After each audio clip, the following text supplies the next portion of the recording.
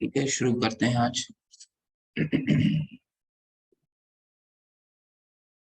ओम नमो भगवते वासुदेवाय। ओम नमो भगवते वासुदेवाय। ओम नमो भगवते वासुदेवाय। ओम अज्ञानतिमिरनाथस्य ज्ञानाञ्जनशलाकया चक्षुरुन्मिलितं येन तस्मै श्रीगुरुवे नमः। श्रीचैतन्यमनोभीष्टं स्थापितं येन भूतले स्वयं रूप कदा मह्यं ददाति स्वपदान्तिकम्। वन्देऽहं श्रीगुरुं श्रीयुतपदकमलं श्रीगुरुं वैष्णवांश्च श्रीरूपं साग्रजातं सहगना रघुनाथान्वितं सजीवं साद्वैतं सावधूतं परिजनसहिता कृष्ण चैतन्य देवं श्री कृष्ण पादान् सहगना ललिता श्री विशाखावितांश्च। हे कृष्णा करुणा सिंधु दीनबंधु जगतपते गोपेश गोपिका कांत राधा कांत नमस्तुते। तप्त कांचन गौरांगी राधे वृंदावनेश्वरी वृषभानुसुते देवी प्रणमामि हरिप्रिये। वाञ्छा कल्पतरुभ्यश्च कृपा सिन्धुभ्येव च पतितानां पावनेभ्यो वैष्णवेभ्यो नमो नमो विष्णुपादाय कृष्णपृष्ठाय भूतले श्रीमते जयपताका स्वामीति नामिने। नमो आचार्यपादाय नितय कृपापदायिने गौरकथाधामदाय नगर ग्रामतारिणे। नमो विष्णुपादाय कृष्णपृष्ठाय भूतले श्रीमते भक्ति वेदांत स्वामीति नामिने। नमस्ते सरस्वते देवे गौरवाणी प्रचारणे निर्विशेष शून्यवादी पाश्चात्य देशतारिणे। जय श्री कृष्णा चैतन्य प्रभु नित्यानंदा श्री अद्वैत गदाधर शिवासादि गौर भक्त वृंद। नमो महावदानाय कृष्ण प्रेम पदायते कृष्णाय कृष्ण चैतन्य नामने गौरीतशे नमः।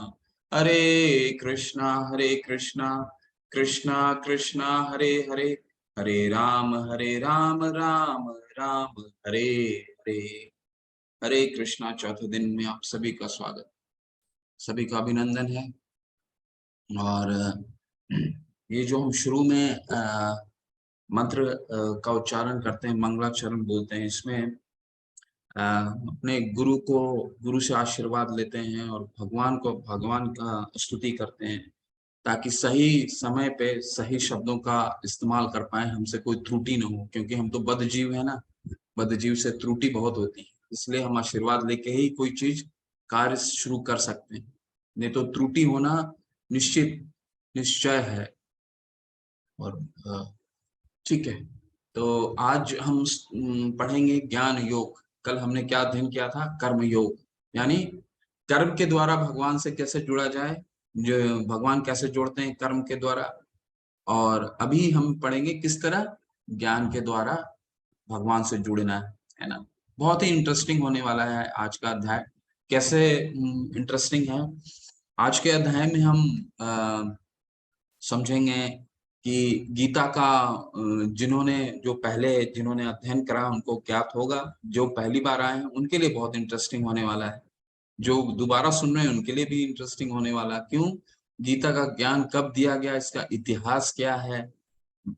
इसके बाद फिर हम गुरु परंपरा के बारे में पढ़ेंगे, हम किस परंपरा में आते हैं उसके बारे में हम अध्ययन करेंगे। ये ज्ञान है, ठीक है, इसको ज्ञान बोलते हैं। भगवान हमें अपना ज्ञान देंगे कि ये ज्ञान हमने कब दिया।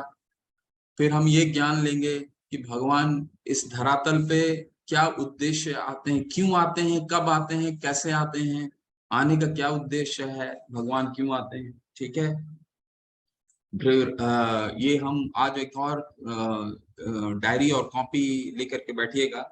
आज कुछ गणित भी देखेंगे। गणित क्या होगा आज? ये 4 युग के बारे में हम देखेंगे। चारों युग का क्या टेन्योर है, कितना बड़ा ये युग होता है, ये किस तरह का युग का कैसा समावेश है, किस तरह युग बनते हैं, ठीक है। तो ये सब आज पढ़ेंगे, बहुत ही इंटरेस्टिंग है ये ज्ञान योग। तो कल कल हमने क्या अध्ययन करा था? कल भगवान से कर्म के द्वारा किस तरह जुड़े भगवान ने बताया, तो कैसे कर्म करना है। तो अर्जुन क्या थे, शुरू में बहुत ही कंफ्यूज हो गए थे कि वो सोच रहे थे कि किस तरह कि मैं जा करके जंगल में सन्यास लेकर के भगवान का नाम जप करूं, है ना। तो क्या वो करना है, या फिर भगवान से भगवान का किस तरह स्मरण करें, भगवान के लिए किस तरह कर्म करें, ठीक है। तो भगवान की भक्ति किस दिया कर्म के द्वारा भगवान की भक्ति कैसे करें। तो अर्जुन क्या समझे थे? अर्जुन ने ये समझा था दूसरे अध्याय में कि जंगल में जाकर के भगवान का नाम लेने से ही वही भगवान की भक्ति हो गई। तो वो ये अर्जुन का संशय नहीं था, हमारा संशय। अर्जुन जो है वो तो सब ज्ञान, सब शास्त्रों का ज्ञान है, लेकिन वो हमें जताने के लिए कि ये भक्ति जो है घर में बैठ के या सन्यास सन्यास ग्रहण कर करके उसे भगवान का नाम जप नहीं है। भक्ति क्या है? भगवान फिर बताते हैं कि अगर ऐसा तुम करोगे, अगर तुम्हारी हृदय शुद्ध नहीं है, तो भगवान बताते हैं क्या कि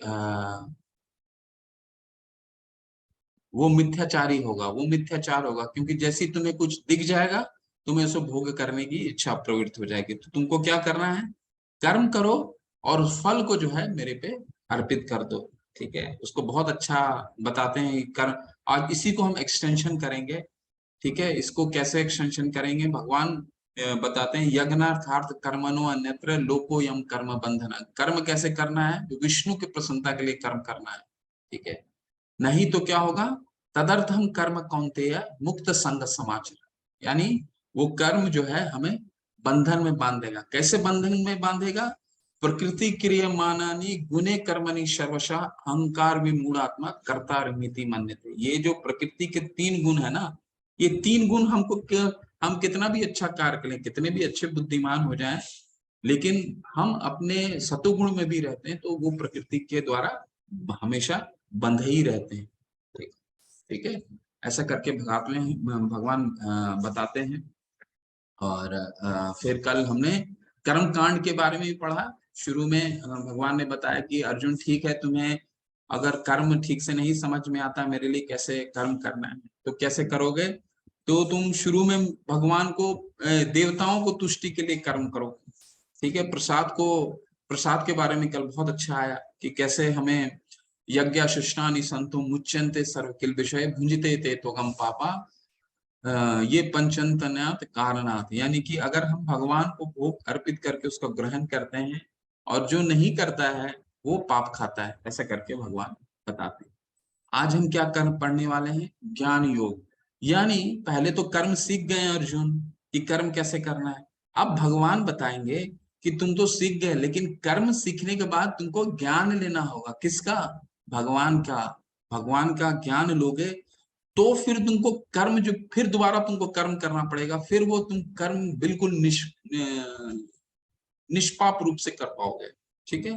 तो भगवान अभी अर्जुन को तैयार कर दिए निष्काम कर्म करने के लिए। अब उनको ज्ञान की विधि बता रहे हैं, ताकि ज्ञान लेकर के वो फिर भगवान के लिए कर्म कर सके, ठीक है। तो ऐसा तो अब इसमें शुरू में भगवत गीता जो है इसका इतिहास देखेंगे, क्या है इतिहास इसका, ठीक है ना। बहुत सुंदर आने वाला है ये अध्याय, बहुत ही महत्वपूर्ण अध्याय है। क्यों? क्योंकि ये अध्याय का शुरुआत, कोई भी अध्याय जो भगवान बिना प्रश्न के शुरू करते हैं, वो अध्याय बहुत महत्वपूर्ण होने वाला है, क्योंकि वो ज्ञान दे रहे हैं बिना प्रश्न के। श्री भगवान उवाच इमं विवस्वते योगं प्रोक्तवान अहम अव्ययम विवस्मान वे प्राह मनुरिक्ष्वा कवि ब्रवीत। भगवान श्री कृष्ण ने कहा, मैंने इस अमर योग विद्या का उपदेश सूर्य देव विवस्वान को दिया, और विवस्वान ने मनुष्य के पिता मनु को उपदेश दिया, और मनु ने इसका उपदेश इक्ष्वाकु को दिया। तो देखिए, पहले ये भगवान ने ये ज्ञान अर्जुन को नहीं दिया, अर्जुन से भी पहले ये ज्ञान दे चुके हैं। किसको? यहाँ बता रहे हैं। तो ये गीता देखिए, सबसे पहले देखिए पिक्चर में कंसंट्रेट कीजिए। तो ये सूर्यदेव को उन्होंने दिया। ठीक है, सूर्यदेव विवस्वान यानी कि सूर्य ग्रह के राजा का नाम था विवस्वान। ठीक है, तो उनको उन्होंने दिया।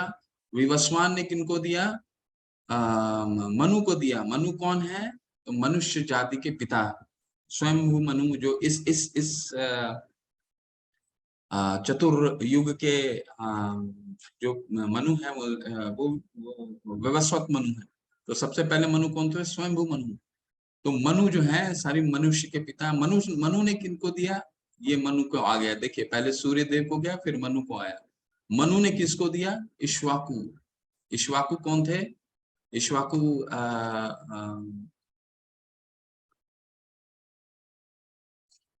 इक्ष्वाकु राम, भगवान राम के वंशज के पूर्वज। ठीक है, तो कहने का तात्पर्य ये है कि ये जो ज्ञान है ये करीबन, अभी हम उसका कैलकुलेशन देखेंगे, कि ये जो सूर्य देव हैं इसको करीबन कितने साल पहले भगवान ने ये ज्ञान दिया। ठीक है, और अब ये हम पढ़ेंगे कि ये ज्ञान भगवान को दोबारा देने की आवश्यकता क्या पड़ गई। सूर्य देव को तो दे ही चुके थे, तो ऐसा क्या आन पड़ा कि दोबारा अर्जुन को ये ज्ञान देने की आवश्यकता पड़ी। पूरा महाभारत उन्होंने रचा, ऐसा क्या हो गया? क्यों? क्योंकि उनको मालूम था ना कलयुग आने वाला है। और कलयुग का क्या है, 5वें अध्याय में हम थोड़ा सा उसका आपका विवरण देंगे। कलयुग का 5वें नहीं 6ठे में देंगे। तो ये ज्ञान क्यों दे रहे हैं भगवान दोबारा? तो देखिए, ये समझिए। एवं परंपरा प्राप्तम इमं राजर्ष यो विदु स्वकाले ने महता योगो नष्ट परम तप। इस प्रकार जब यह परम विज्ञान गुरु परंपरा द्वारा प्राप्त किया गया और राज ऋषियों ने इस विद्या से इसे समझा, किंतु कालक्रम में यह परंपरा छीन हो गई है, अतः यह विज्ञान यथारूप में लुप्त हो गया है। तो अब भगवान बता रहे हैं कि ये जो ज्ञान लेने की विधि क्या है? परंपरा के द्वारा। एवं परंपरा प्राप्तम इमं राजर्षयो यो विदु। ठीक है, इसमें भगवान ने बोला कि मैं ये ज्ञान जो है परंपरा के द्वारा राज ऋषियों को दिया। राज ऋषि कौन होते थे? राज ऋषि वो होते थे जो राजा, जो ऋषि भी होते थे, यानी वो अपने राज्य, पूरे अपने राज्य के राजा भी होते थे और भगवान का ज्ञान के द्वारा सारे अपने समाज, अपना जो जनता है उनको ज्ञान के द्वारा जोड़ते थे। तो उनका नाम था राज ऋषि। ऐसे राजाओं को कहा जाता था राज ऋषि। तो इन परंपराओं के द्वारा ये पूरा राज ऋषि अपने एक ज्ञान जो है इन परंपरा के द्वारा दिया जाता था। लेकिन अब क्या हो गया है? अब ये हो गया है कि सकाले ने महता योगो नष्ट परम तपा। ये योग जो है, ये जो ज्ञान है, ये नष्ट हो गया है, डाइल्यूट हो गया इतने सालों में। ठीक है, इसीलिए ये ज्ञान जो है अब भगवान अर्जुन को देने के लिए आए हैं। क्यों? क्योंकि ये डाइल्यूट हो गया है। ठीक है, अब हम ये परंपरा के बारे में जानने का प्रयास करेंगे। ठीक है, और हम किस परंपरा में आते हैं, किस परंपरा के द्वारा आपको ये ज्ञान दे रहे हैं। ठीक है, तो ये 4 बोनाफाइड परंपरा है। ठीक है, पहला ये परंपरा कैसे विकसित होती है? भगवान ने ये ज्ञान, वेदों का ज्ञान 4 मुख्य जगह विस्तारित किया। किनको किनको किया? ब्रह्मा जी को किया, लक्ष्मी जी को उन्होंने किया, शिव जी को किया और 4 कुमार। 4 कुमार कौन है? ब्रह्मा जी के पुत्र। ठीक है, सनातन, सनंदन, सनत कुमार। ठीक है, ये 4 ब्रह्मा जी के पुत्र, इनको भगवान ने सर्वप्रथम अपना ज्ञान दिया। ये ज्ञान उनके जो अग्रज हैं, जो फ्लैग बियरर जिसको बोलते हैं, उनके फ्लैग बियरर फिर अपना परंपरा उन्होंने उस परंपरा विधि से पूरा वो ज्ञान बांटा। जैसे लॉर्ड ब्रह्मा जी के फ्लैग बियरर कौन थे? माधवाचार्य। उसी तरह लक्ष्मी जी के कौन थे? रामानुजाचार्य। शिव जी के कौन थे? विष्णु स्वामी। और 4 कुमार के निम्बरकाचार्य। तो ये क्या है? ये 4 बोनाफाइड इंस्टीट्यूशन है। तो हम भगवत गीता किसी का भी कभी भी, अब हम ये बोनाफाइड इंस्टीट्यूशन का क्या मतलब हुआ? बोनाफाइड इंस्टीट्यूशन का मतलब ये हुआ, जैसे हम एजुकेशन कोई भी अपना लेते हैं तो हम कहीं भी ऐसे नहीं ले सकते ना, कोई बोनाफाइड क्रेडेंशियल जहाँ कोई कॉलेज में एडमिशन लेते हैं। तो कॉलेज तो ऐसे ही हम एडमिशन नहीं ले लेते हैं कि 4 एक बंगले में किसी ने खोल दिया ये कॉलेज है, यहाँ पर बीटेक की डिग्री दी जाती है, हम वहाँ एडमिशन नहीं लेते हैं। हम उसकी मान्यता देखते हैं, वहां उसकी प्लेसमेंट देखते हैं, वो कितने साल से कार्यरत है, 100 साल से उसमें किस तरह के प्रोफेसर हैं। तो जब तक एक बोनाफाइड इंस्टीट्यूशन नहीं होता है तब तक हम कोई चीज को पठन नहीं कर सकते। इसीलिए जब भी हम गीता का अध्ययन करें, ये जरूर आप उसका जानने का प्रयास कीजिए कि ये किस परंपरा से आ रहा है। नहीं तो वो अगर परंपरा में नहीं है तो वो मनोकल्पना है। मनोकल्पना यानी हम अपनी बुद्धि से गीता को व्याख्या किए हैं। ठीक है। अब इंजीनियरिंग की कोई किताब कोई विद्वान व्यक्ति बिना इंजीनियरिंग का प्रोफेसर के, बिना उसके क्या वो किताब लिख सकता है और उसको हम पढ़ सकते हैं? नहीं पढ़ सकते। क्यों? क्योंकि वो बोनाफाइड नहीं है। इसीलिए हमें जब भी किसी शास्त्र का अध्ययन करना चाहिए, खासकर भगवत गीता का, क्योंकि भगवत गीता का इतना संकलन है पूरे विश्व भर में। अंग्रेजी के कितने संकलन हैं, हिंदी के कितने संकलन हैं, कई हमारे विद्वान लोगों ने लिख दिया, महात्मा गांधी जी ने लिख दिया। हो सकता है वो उन्होंने बहुत अच्छा लिखा हो, उनकी लेखन बहुत अच्छी है। लोकमान्य तिलक ने लिखा, कई लोगों ने, सर्वपल्ली राधाकृष्णन ने लिखा, हो सकता है बहुत अच्छा लेखन हो उनका। उनका लेखन जो परंपरा से आते हैं उनसे भी अच्छा हो। लेकिन हमें वो नहीं देखना, हमें क्या देखना है कि परंपरा द्वारा है या नहीं। क्यों? क्योंकि परंपरा द्वारा जो भगवान के कथन डाइल्यूट नहीं होते, जिस तरह भगवान ने बोला है उसी तरह वो फ्लो होता है। ठीक है। तो ये हमारा परंपरा है। हम किस परंपरा में आते हैं? कृष्ण भगवान ने ब्रह्मा को दिया, ब्रह्मा जी को दिया, ब्रह्मा जी ने अपने पुत्र नारद को दिया, नारद जी ने व्यास देव को दिया, और ये फ्लो चार्ट होता है। फ्लो चार्ट होते होते ये 32वें गुरु आते हैं, भक्ति वेदांत स्वामी शिला प्रभुपाद, जो इस्कॉन के फाउंडर हैं। और 22वें गुरु कौन है? जो भगवान कृष्ण के रूप में इस कलयुग में अवतरित हुए थे, वो कौन? चैतन्य महाप्रभु। ठीक है। तो ये हम आते हैं, इसलिए इस संप्रदाय को कहा जाता है ब्रह्म माधवा गौड़ीय संप्रदाय।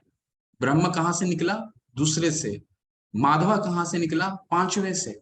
ठीक है। माधवा क्यों निकला है वो विस्तार से अगले बार में बताएंगे, कभी वो अलग से बताएंगे आपको अगर जिज्ञासा होगा तो।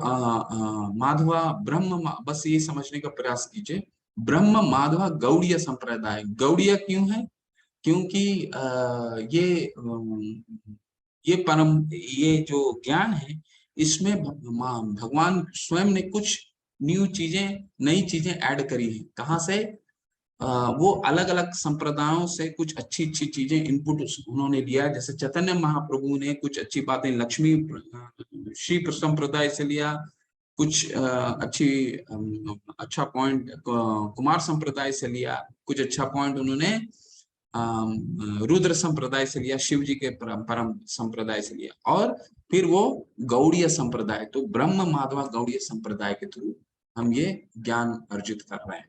ठीक है। तो ये बहुत महत्वपूर्ण है, क्योंकि ये हम जब भी गीता का अध्ययन करें तो कोशिश करें कि उसका अध्ययन केवल और केवल उनके तात्पर्य जो लिखा जा रहा है वो पारंपरिक गुरु होने चाहिए। ठीक है।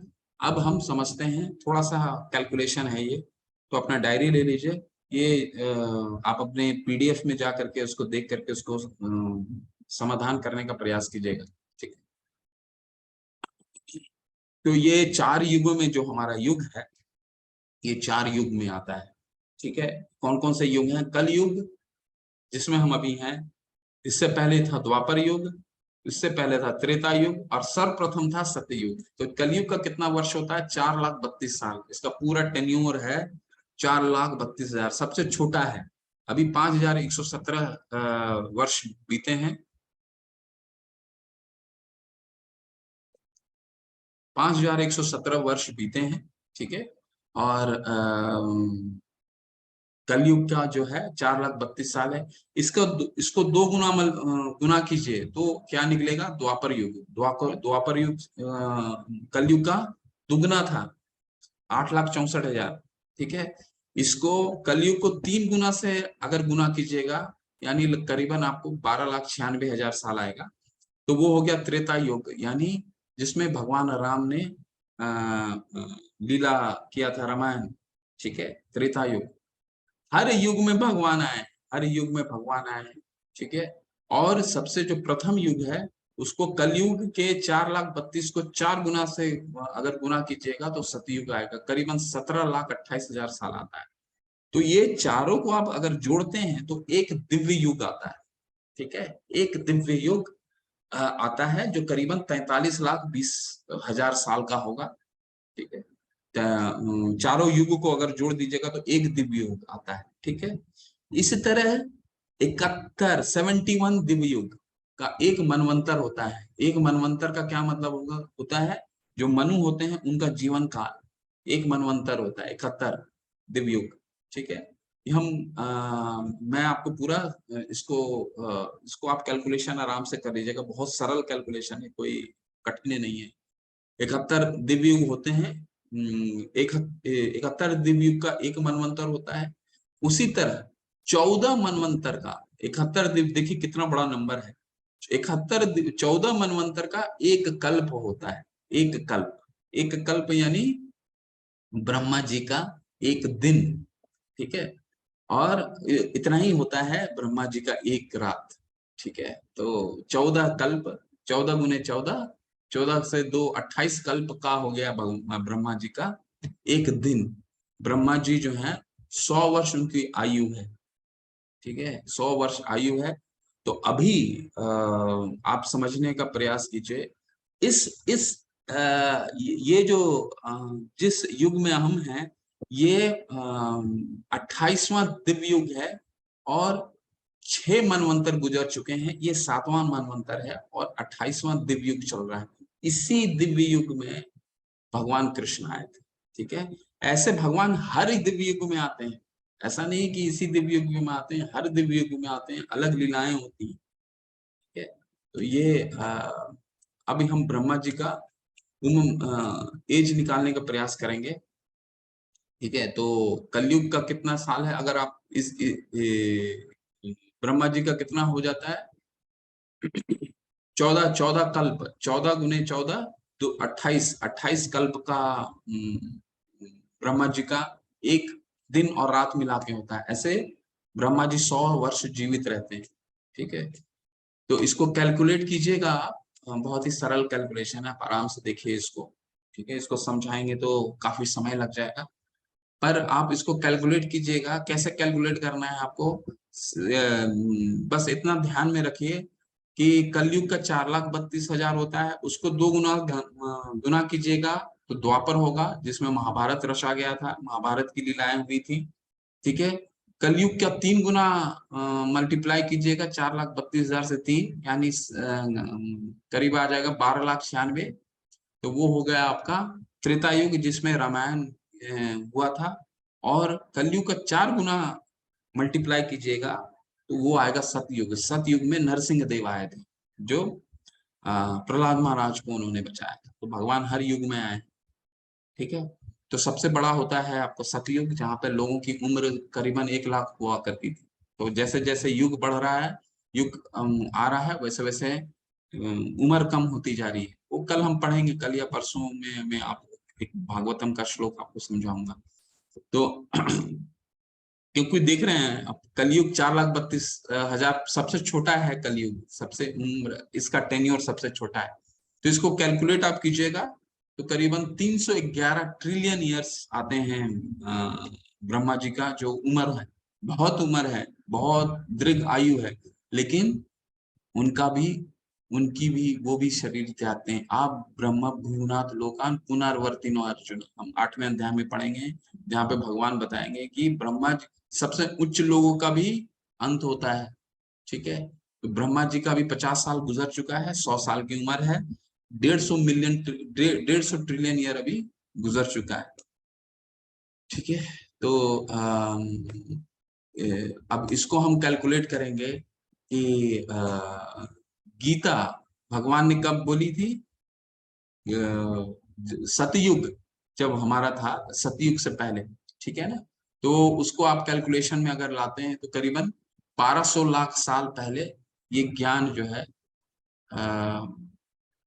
संजय प्रभु, आपको कोई कंफ्यूजन है? आप हाथ बाद में कीजिएगा प्रभु, उत्तर बाद में देंगे, है ना? ये तो अभी टेम्पो रुक जाएगा। तो 12 करोड़ साल पहले करीबन ये ज्ञान दिया गया था विवस्वान को, यानी सूर्य देव को। ठीक है, इसको इस तरह से समझने का प्रयास कीजिए। अभी हम ये समझने का प्रयास करेंगे कि 12 करोड़ साल पहले तो उन्होंने दे दिया, अभी लेकिन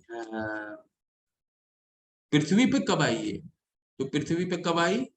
जब इक्ष्वाकु वंश को दिया गया, यानी भगवान राम को, भगवान राम के वंशज में। तो उसका कैलकुलेशन आप कर लीजिए, आराम से कैलकुलेशन हो जाएगा। 4,32,000 के हिसाब से कर लीजिए, तो करीबन 20 लाख साल पहले इस पृथ्वी पे ये गीता का ज्ञान आया था। इसको ऐसे समझने का प्रयास कीजिए। ये सबसे शॉर्ट तरीका है जिसके द्वारा आप ब्रह्मा जी का उम्र को याद रख सकते हैं। बस एक चीज याद रखिए, ब्रह्मा जी का 1 सेकंड जो है हमारा 1 लाख साल है। इसको बस याद रखिए, है ना? ठीक है, तो ये इसको स्मरण में रखिएगा। और अब हम पढ़ने वाले हैं कि भगवान, तो अर्जुन जो है अब कंफ्यूज हो रहे हैं कि भाई प्रभु आप 12 करोड़ साल पहले आपने सूर्य देव को दिया था, आप मेरे समकालीन कैसे हैं? अभी मेरे सामने कैसे हैं? आपने तो उस समय भी थे और अभी भी हैं। अर्जुन ने ये प्रश्न क्यों पूछा? क्यों? क्योंकि अर्जुन हमारा प्रतिनिधित्व कर रहे हैं, और हम जैसे असुरों को, ये तो जब भी ये भगवान जैसे ही बोले होंगे कि 12 करोड़ साल पहले दिए हैं, तो हमें विश्वास ही नहीं होगा कि भाई भगवान ने 12 करोड़ साल पहले कैसे दे दिया और अभी फिर दे रहे हैं। वहां भी थे और यहाँ भी हैं। तो कई असुर जो हैं, हम जैसे असुर जो हैं, बद्ध जीव हैं, वो प्रश्न कर सकते हैं कि नहीं नहीं, पता नहीं होगा नहीं होगा। ठीक है, तो अर्जुन इसीलिए ये प्रश्न कर रहे हैं कि आपने कब दिया था? वो आप मेरे सामने स्वयं क्यों कैसे खड़े हैं? आप उस समय भी थे और अभी भी हैं। तो इसका भगवान उत्तर बहुत अच्छा देते हैं। बहुनी में वै तीतानी जन्मानी तब च अर्जुन तन्य अहम वेद सर्वाणी न तुम वेद परंतप। यानी अर्जुन, उस समय मैं भी था और तुम भी थे। ठीक है, तुम्हारा भी कई जन्म होता है लेकिन मेरा जन्म नहीं होता है। तो मुझे हर हर युग में वो बातें स्मरण रहती, लेकिन तुम जीव जो हो, जैसे ही नया शरीर धारण करते हो तो पुराना शरीर की जो बातें वो भूल जाते हो। लेकिन मेरा स्मरण नहीं जाता है। ठीक है, मुझे सब कुछ स्मरण रहता है। क्यों? क्योंकि मेरा जो शरीर है वो क्या है? वो दिव्य है। ठीक है, अब कुछ इतिहास और पढ़ने का प्रयास करते हैं। कृष्ण का अवतार कैसे होता है? भगवान कैसे आते हैं? किस रूप में आते हैं? तो बहुत सुंदर श्लोक है ये। अजो अपि सन् अव्यात्मा भूतानाम ईश्वरोऽपि सन् प्रकृति सौमिधिष्ठाय संभवा में आत्मया। यद्यपि मैं अजन्मा तथा विनाशी हूँ और यद्यपि मैं समस्त जीवों का स्वामी हूँ, तो भी प्रत्येक युग में मैं अपने आदि दिव्य रूप में प्रकट होता हूँ। तो तात्पर्य में श्रील प्रभुपाद कह रहे हैं, भगवान सामान्य जीव की भांति शरीर परिवर्तन नहीं करते। इस जन्म में बद्ध जीव का एक प्रकार का शरीर हो सकता है, किंतु अगले जन्म में दूसरा शरीर रहता है। तो मैंने यही बताया आपको, भौतिक जगत में जीव का कोई स्थायी शरीर नहीं है, अपितु वह एक शरीर से दूसरे शरीर में देहांतरण करता रहता है, किंतु भगवान ऐसा नहीं करते। जब भी वे प्रकट होते हैं तो अपनी अंतरंगा शक्ति से वे अपनी उसी आदम शरीर में प्रकट होते हैं। दूसरे शब्दों में कृष्ण इस जगत में अपने आदि शाश्वत स्वरूप में 2 भुजाओं में बांसुरी धारण किए अवतरित होते हैं। यद्यपि वे अपने इसी दिव्य शरीर में प्रकट होते हैं और ब्रह्मांड के स्वामी होते हैं, तो भी ऐसा लगता है कि सामान्य जीव की भांति प्रकट हो रहे हैं। तो भगवान यहाँ क्या कह रहे हैं? भगवान कह रहे हैं कि मेरा जन्म नहीं होता, मेरा जन्म जो है वो दिव्य है, अजन्मा हूं। यद्यपि मैं अजन्मा तथा अविनाशी हूँ और यद्यपि समस्त जीवों का स्वामी हूँ। तो भगवान यहाँ अपने आप को बता रहे हैं कि वो कौन है। ठीक है, तो हम अब अर्जुन को प्रश्न था कि आप मेरे समकालीन कैसे हैं? तो भगवान बता रहे हैं कि मेरा कभी जन्म नहीं होता, मैं अजन्मा हूँ। ठीक है, अविनाशी हूँ। ठीक है, भगवान का अपने वृद्ध का कभी शरीर दिखा है? कभी आपने कोई तस्वीर नहीं देखी होगी। जब वो महाभारत की युद्ध में थे तो करीबन 125 साल की उम्र थी उनकी, उनके परपौत्र भी थे, ठीक है। और ब्रह्मा जी भी बहुत अच्छा सुनाते हैं कि अद्वैतम अच्युतम अनादि अनंत रूपम, ठीक है। भगवान का जो है वो शरीर जो है हमेशा नव यौवन रहता है, हमेशा भगवान यंग रहते हैं, 25 वर्ष के युग हमेशा दिखते हैं। तो यहाँ अर्जुन को यही बता रहे हैं कि तुम्हारा हर बार तुम शरीर बदलते हो, इसलिए तुम्हें स्मरण नहीं रहता। मुझे स्मरण है, इसलिए मुझे 12 करोड़ साल पहले भी स्मरण है कि मैंने गीता का ज्ञान में दिया था विवस्वान को, ठीक है। भगवान का अवतरण कब होता है, ये 4-5 स्लाइड करने के बाद मैं थोड़ा सा रुकूंगा और आप लोग से एक चर्चा भी करूंगा। कृष्ण का अवतार कब होता है, कब भगवान आते हैं? यदा यदा हि धर्मस्य ग्लानि भवति भारत अभ्युत्थानं धर्मस्य तदात्मानं सृजाम्यहम्। हे भरतवंशी, जब भी और जहां भी धर्म का पतन होता है और अधर्म की प्रधानता होने लगती है, तब मैं अवतार लेता हूँ, ठीक है। तो भगवान, जब भी अधर्म की प्रधानता बढ़ती है और धर्म का पतन होता है, तब भगवान का अवतार होता है। चाहे वो नरसिंह देव के रूप में हो, तो नरसिंह देव कब आए थे? जब अब हिरण्यकशिपु जो हैं वो अपने पुत्र को ही वध करने के लिए वध करना चाह रहे थे, ठीक है। तो जब भी अधर्म बढ़ता है, चाहे वो रावण का अधर्म हो या हिरण्यकशिपु का अधर्म हो या फिर कौरवों का अधर्म हो, जब भी जब धर्म का पतन होता है और अधर्म बढ़ता है, तो भगवान अवतरित होते हैं, ठीक है? भगवान जन्म नहीं लेते, भगवान अवतरित होते हैं। सृजाम्यहम् क्यों होता है? अभी तक हमने क्या देखा? भगवान कब होता है, कब होता है? जब धर्म का पतन होता है। क्यों होता है? भगवान क्यों आते हैं? तो भगवान इन कारणों से आते हैं। परित्राणाय साधूनां विनाशाय च दुष्कृतां धर्म संस्थापनार्थाय संभवामि युगे युगे। भक्तों को उद्धार करने, दुष्टों का विनाश करने तथा धर्म की फिर से स्थापना करने के लिए मैं हर युग में प्रकट होता हूँ। भगवान के ऐसे अनेक अनुचर हैं जो असुरों का संहार करने में सक्षम है, किंतु भगवान तो अपने उन निष्काम भक्तों को तुष्ट करने के लिए विशेष रूप से अवतार लेते हैं जो असुरों द्वारा निरंतर निरंतर तंग किए जाते हैं। तो देखिए, दो चीजें निकल के आती है। भगवान क्यों आते हैं यहाँ पे? कृष्ण का अवतार क्यों होता है? परित्राणाय साधूनां विनाशाय च दुष्कृतां। भगवान किसी को, असुर को मारने के लिए नहीं आते हैं, ठीक है। भगवान क्या करने के लिए आते हैं? परित्राणाय साधूनां, वो उनका प्राइमरी फंक्शन है। परित्राणाय साधूनां मतलब साधुओं को सुरक्षा देने के लिए, यानी अपने भक्तों को सुरक्षा देने के लिए, अपने भक्तों से मिलने के लिए, अपने भक्त को प्रेम, क्योंकि वो भक्त वत्सल है ना। अगर असुरों को मारना रहता है तो वो उनके उनके पार्षद भी कर सकते हैं। कई देवी देवताओं को उन्होंने दे रखा है अथॉरिटी, वो असुर को इत्मीनान से मार सकते हैं। परंतु भगवान क्या करते हैं? भगवान अपने भक्तों से मिलने आते हैं। चाहे वो नरसिंह देव हो, तो किनसे मिलने आए थे? अपने भक्त प्रहलाद महाराज से मिलने आए थे। लेकिन लगे हाथों वो असुर का वध करते हैं, असुर का वध करने नहीं आते, ठीक है। तो इसका जरूर स्मरण जरूर याद रखिएगा। भगवान का प्राइमरी फंक्शन है भक्तों को प्रेम, भक्तों से मिलने आते हैं। सेकेंडरी फंक्शन है असुरों का वध करने के लिए। हमारे दिमाग में ये रहता है कि भगवान अवतरित होते हैं असुरों का वध करने के लिए। असुरों का वध करने के लिए कई देवी देवताओं को वो भेज सकते हैं, वो ही वध कर देंगे, ठीक है। रामायण में भगवान राम आए थे तो वो हमें तो ऐसा लगता है कि भगवान को इतने लोगों की जरूरत पड़ी, हनुमान जी की जरूरत पड़ी, विभीषण का जरूरत पड़ा। तो भगवान क्या राम रावण को नहीं मार सकते थे? भगवान स्वतः ही रावण, रामायण होता ही नहीं और रावण को मारने के लिए सक्षम थे, कोई किसी का जरूरत नहीं था। परंतु क्यों आए? अपने भक्तों से मिलने आए, सबरी से मिलने आए, गरुड़ से मिलने आए, ठीक है, विभीषण से मिलने आए, ठीक है, हनुमान जी से मिलने आए, इन सबों से मिलने आए, ठीक है, प्रहलाद महाराज से नरसिंह देव मिलने आए। तो भगवान हमेशा अपने भक्तों से मिलने के लिए आते हैं, ठीक है। और अगर हम ये जान गए हैं कि भगवान का जो जन्म है अविनाशी है और अजन्मना है, तो इससे क्या लाभ होगा, इससे हमें क्या जानकारी प्राप्त होगी? तो कृष्ण को जानने का क्या लाभ है? जन्म कर्म च मे दिव्यम यो वेति तत्वतः तत्वा देहम पुनर्जन्म नेति मामिति स्वर्जुन। बहुत सुंदर वर्ष है ये। तो आप लोग अपने जो पीडीएफ मिलता है उसमें जरूर इसका अध्ययन कीजिए। बहुत सुंदर वर्ष हैं ये, 4-5 जो वर्ष है बहुत सुंदर है। हे अर्जुन, जो मेरे आविर्भाव तथा कर्मों की दिव्य प्रकृति को जानता है, वह इस शरीर को छोड़ने पर इस भौतिक संसार में पुनः जन्म नहीं लेता, अपितु मेरे सनातन धाम को प्राप्त होता है।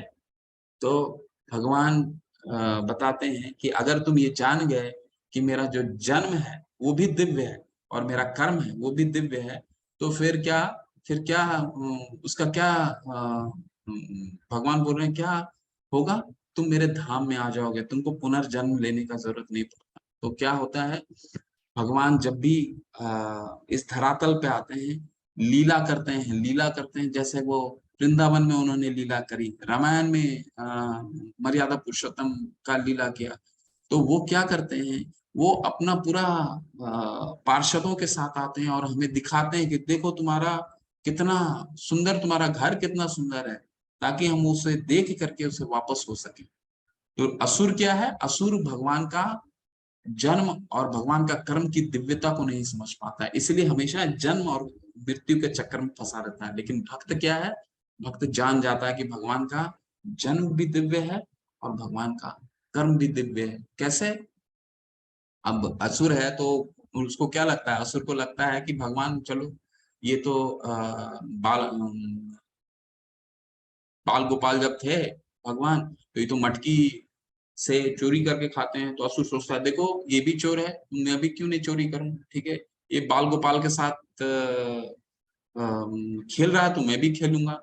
पर उनकी दिव्यता को नहीं समझ पाते हैं। 5 वर्ष की उम्र में ही गोवर्धन पर्वत उन्होंने उठाया था। तो उनकी वो दिव्यता को, भगवान के 2 तरह के कार्य होते हैं, एक लौकिक हमें देखने दिखाने के लिए, एक अलौकिक पारलौकिक, ठीक है।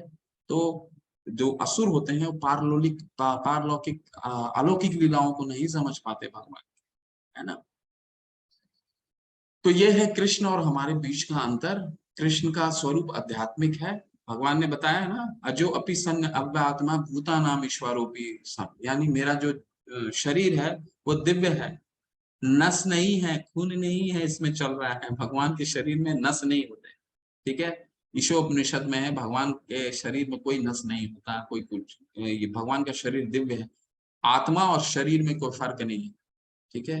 लेकिन हमारा क्या है शरीर? हमारा शरीर हर हर बार ये जन्म और मृत्यु के चक्कर में नया शरीर धारण करता है। तो कृष्ण का स्वरूप आध्यात्मिक है, हमारा स्वरूप क्या है? अस्थाई है। हम माया द्वारा नियंत्रित होते हैं। कृष्ण क्या है? माया के नियंत्रक है। तो हमारा शरीर क्या है? माया के द्वारा नियंत्रित है। तभी तो ये नया नया कपड़ा बदलते हैं ना, कभी कभी मनुष्य का शरीर मिलता है, कभी पशुओं का शरीर मिलता है, जैसा जैसा कर्म है, ठीक है। भगवान ही प्रकृति के द्वारा हमें ये शरीर प्रदान करते हैं, लेकिन भगवान क्या है? इस पूरे का नियंत्रक हैं, वो एडमिनिस्ट्रेटर हैं। हम कौन है? हम एडमिनिस्टर हो रहे हैं, ठीक है। ये दोनों में फर्क है। भगवान क्या है? सतचित आनंद है, ठीक है। यानी सत यानी पूर्ण शाश्वत, चित मतलब पूर्ण ज्ञानी, और आनंद मतलब हमेशा आनंदित रहते हैं भगवान। इसलिए हम भी भगवान के अंश होने के कारण हमेशा आनंद ढूंढते हैं, हमेशा सुखी ढूंढते हैं, ठीक है। तो अब तक आप लोग को स्मरण हो गया होगा। तो एक बार थोड़ा सा रिवाइज कर लेते हैं, समराइज कर लेते हैं अभी तक हमने जो जो पढ़ा। तो आप लोग में से कौन मेरा सहायता करेगा? भगवान का ये ज्ञान कितने साल पहले सूर्यदेव को उन्होंने दिया? क्विकली एक एक करके आप लोग हैंड रेस कीजिए, तो शेयर कीजिए दो दो चार, ताकि हम समरी कर लें अभी तक जो जो हमने पढ़ा, ठीक है। कि भगवान का, किसको भगवान ने सूर्य देव का ज्ञान किसको दिया, और सूर्य को देव का ज्ञान कितने दिन पहले दिया, कब दिया? निधि माता जी, हरे हरे कृष्णा माता जी, बोलिए। हरे कृष्णा माता जी, जल्दी बोलिए थोड़ा। चारू माता जी, कितने साल पहले दिया? अनम्यूट कीजिए माता। हाँ जी, 12 करोड़ साल पहले विवस्वान, सूर्यदेव विवस्वान को दिया। हरि बोल माता। ये पृथ्वी पे कब आया, इसके बाद पूछता हूँ। पृथ्वी पे कितने साल पहले आया? पायल माता जी, आप अनम्यूट कीजिए। हरे कृष्णा प्रभु जी। कृष्ण, पृथ्वी पे कितने साल पहले आए? मैंने प्रभु जी पिछले क्वेश्चन का आंसर करने के लिए हैंड रेज किया था। अच्छा ठीक है, हरि बोल, ठीक। पृथ्वी पे कितने साल पहले गीता का ज्ञान आया, बताइए। अभी हमने बताया था, इमं विवस्वते योगम प्रोक्तवानम अहम अव्ययम विवस्वानमे प्रह मनुरिक्ष्वा कवि ब्रवीत। पृथ्वी पे आया था इक्ष्वाकु के द्वारा 20 लाख साल पहले। ठीक है, भगवान का अवतरण कब होता है ये बताइए, कब आते हैं भगवान? भगवान हरे कब कृष्ण। आते हैं? हाँ जी, भक्तों का उद्धार करने, जब अधर्म का पतन होता है, अधर्म की प्रधानता होती है। हरि बोल। बहुत सुंदर। भगवान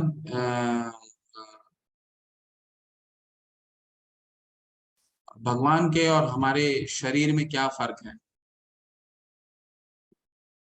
भगवान अर्जुन पूछ रहे हैं कि मेरा आप मेरे सामने समकालीन खड़े हैं, तो भगवान क्या, उसको कैसे भगवान समझाते हैं?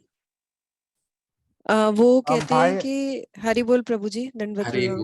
बोल टिम्पल माता। हाँ, तो भगवान जी कह रहे हैं कि आप हो जो जन्म लेते हो और मतलब आप जो भी अगले आने वाले जन्म में सब भूल जाते हो, बट मैं अवतरित होता हूँ, मैं हरि जन्म नहीं बोल। लेता, मैं अवतरित हूँ। हरे कृष्ण। हरि बोल। अगला प्रश्न है, अगला चर्चा है कि भगवान का आने का मुख्य उद्देश्य क्या होता है? भगवान का मुख्य उद्देश्य क्यों आते हैं भगवान? भगवान का मुख्य उद्देश्य क्या है? असुरों को मारने आते हैं कि क्या करने आते हैं? भक्तों का उद्धार करने प्रभु जी भगवान आते हैं। भक्तों से मिलने आते हैं। हरि बोल, आप लोग बहुत अच्छे डिवोटी हैं। हरि बोल, हरे कृष्ण। ठीक है, चलिए, तो इतने में रिवाइज हमारा हो गया। और अंतिम प्रश्न ये है कि अगर हम जान जाते हैं कि भगवान का जन्म नहीं होता और भगवान अविनाशी है, तो इससे हमें क्या फायदा होने वाला है? हैंड रेज कीजिए, अनम्यूट करता हूँ। वह पुनः भौतिक संसार में नहीं आता। हरि बोल शारू माता जी, हरे कृष्ण। ठीक है, हरे कृष्ण। भगवान का अगर हम जान गए कि भगवान का कर्म भी दिव्य है और भगवान का जन्म भी दिव्य है। भगवान का जन्म दिव्य होता है। जन्म कर्म च मे दिव्यम यो वेति तत्वतः तत्वा देहम पुनर्जन्म नैति मामिते सो अर्जुना। भगवान का जन्म भी दिव्य है। भगवान जब देवकी और वसुदेव ने पिछले जन्म में बहुत भगवान की तपस्या की थी और देवकी ने भगवान से मांगा था कि मेरे पुत्र के रूप में आइए। तो अगले जन्म में भगवान क्या हुआ, पहले दर्शन दिए, नारायण के रूप में उन्होंने दर्शन दिया, फिर माता के गर्भ में गए। तो हमेशा भक्तों का, जब वो जान जाते हैं कि भगवान का जन्म और दिव्य है, तो उनका फिर जन्म नहीं होता। चलिए अब आगे बढ़ते हैं। बहुत सुंदर। अब भगवान का आदान प्रदान कैसे करते हैं? जब ये जान गया कि भगवान का जन्म, भक्त अगर जान जाता है कि उनका जन्म भी दिव्य है और कर्म भी दिव्य है, तो क्या उनका आदान प्रदान कैसे है भक्तों के साथ?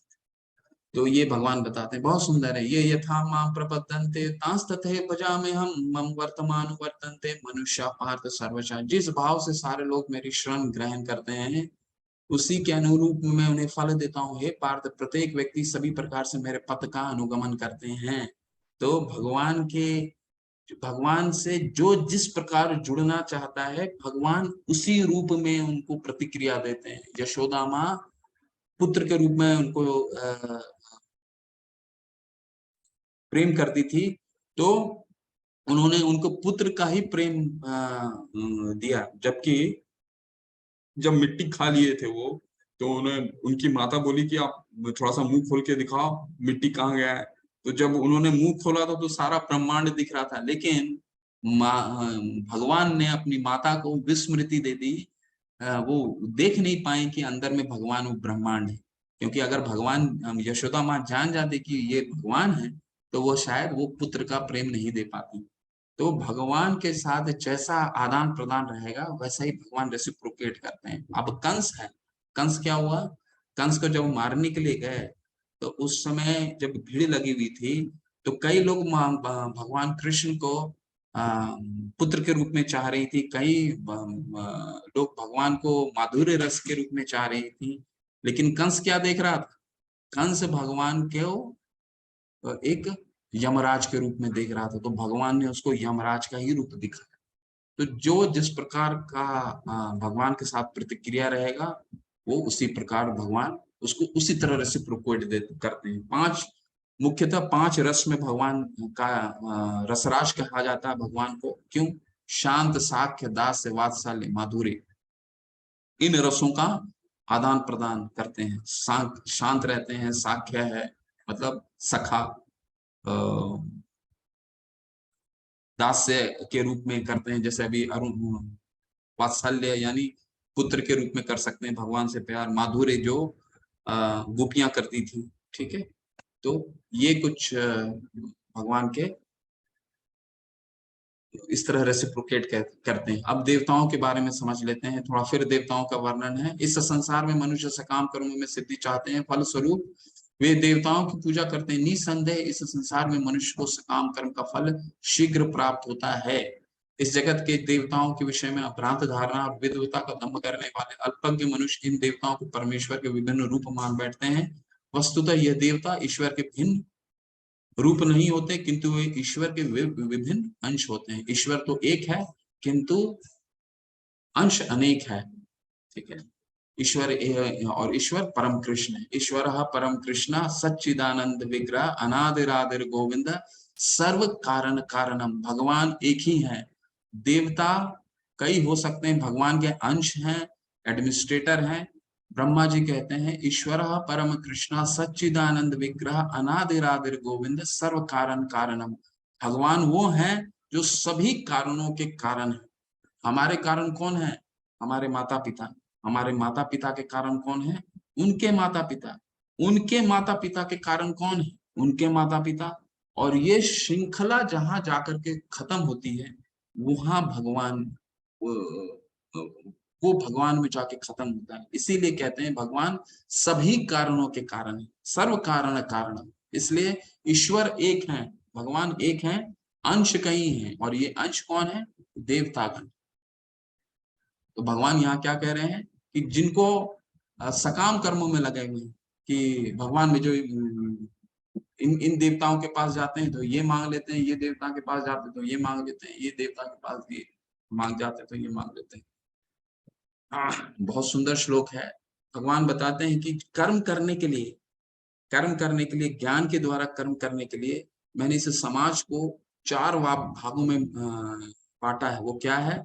चातुर्वर्णीय मया सिस्टम गुना कर्म विभाग तस्म कर्तारपि विद्या कर्तारम अव्ययम्। प्रकृति के 3 गुणों और उनसे संबंध कर्म के अनुसार मेरे द्वारा मानव समाज के 4 विभाग रचे गए हैं। यद्यपि मैं व्यवस्था का सृष्टा हूँ, किंतु तुम यह जान लो कि मैं इतने पर भी अव्यय हूँ।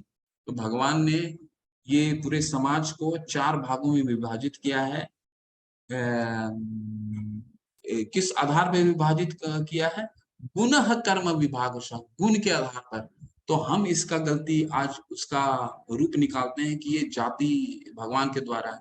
भगवान ने ये जाति और जात पात जो है वो हमारा दिया हुआ है, हमारा बनाया हुआ। भगवान ने क्या कहा है यहाँ पे? शास्त्र क्या कहते हैं? भगवान ने कहा मैं गुणों के आधार पर 4 समाजों को 4 वर्णों में विभाजित किया। वो 4 वर्ण कौन है?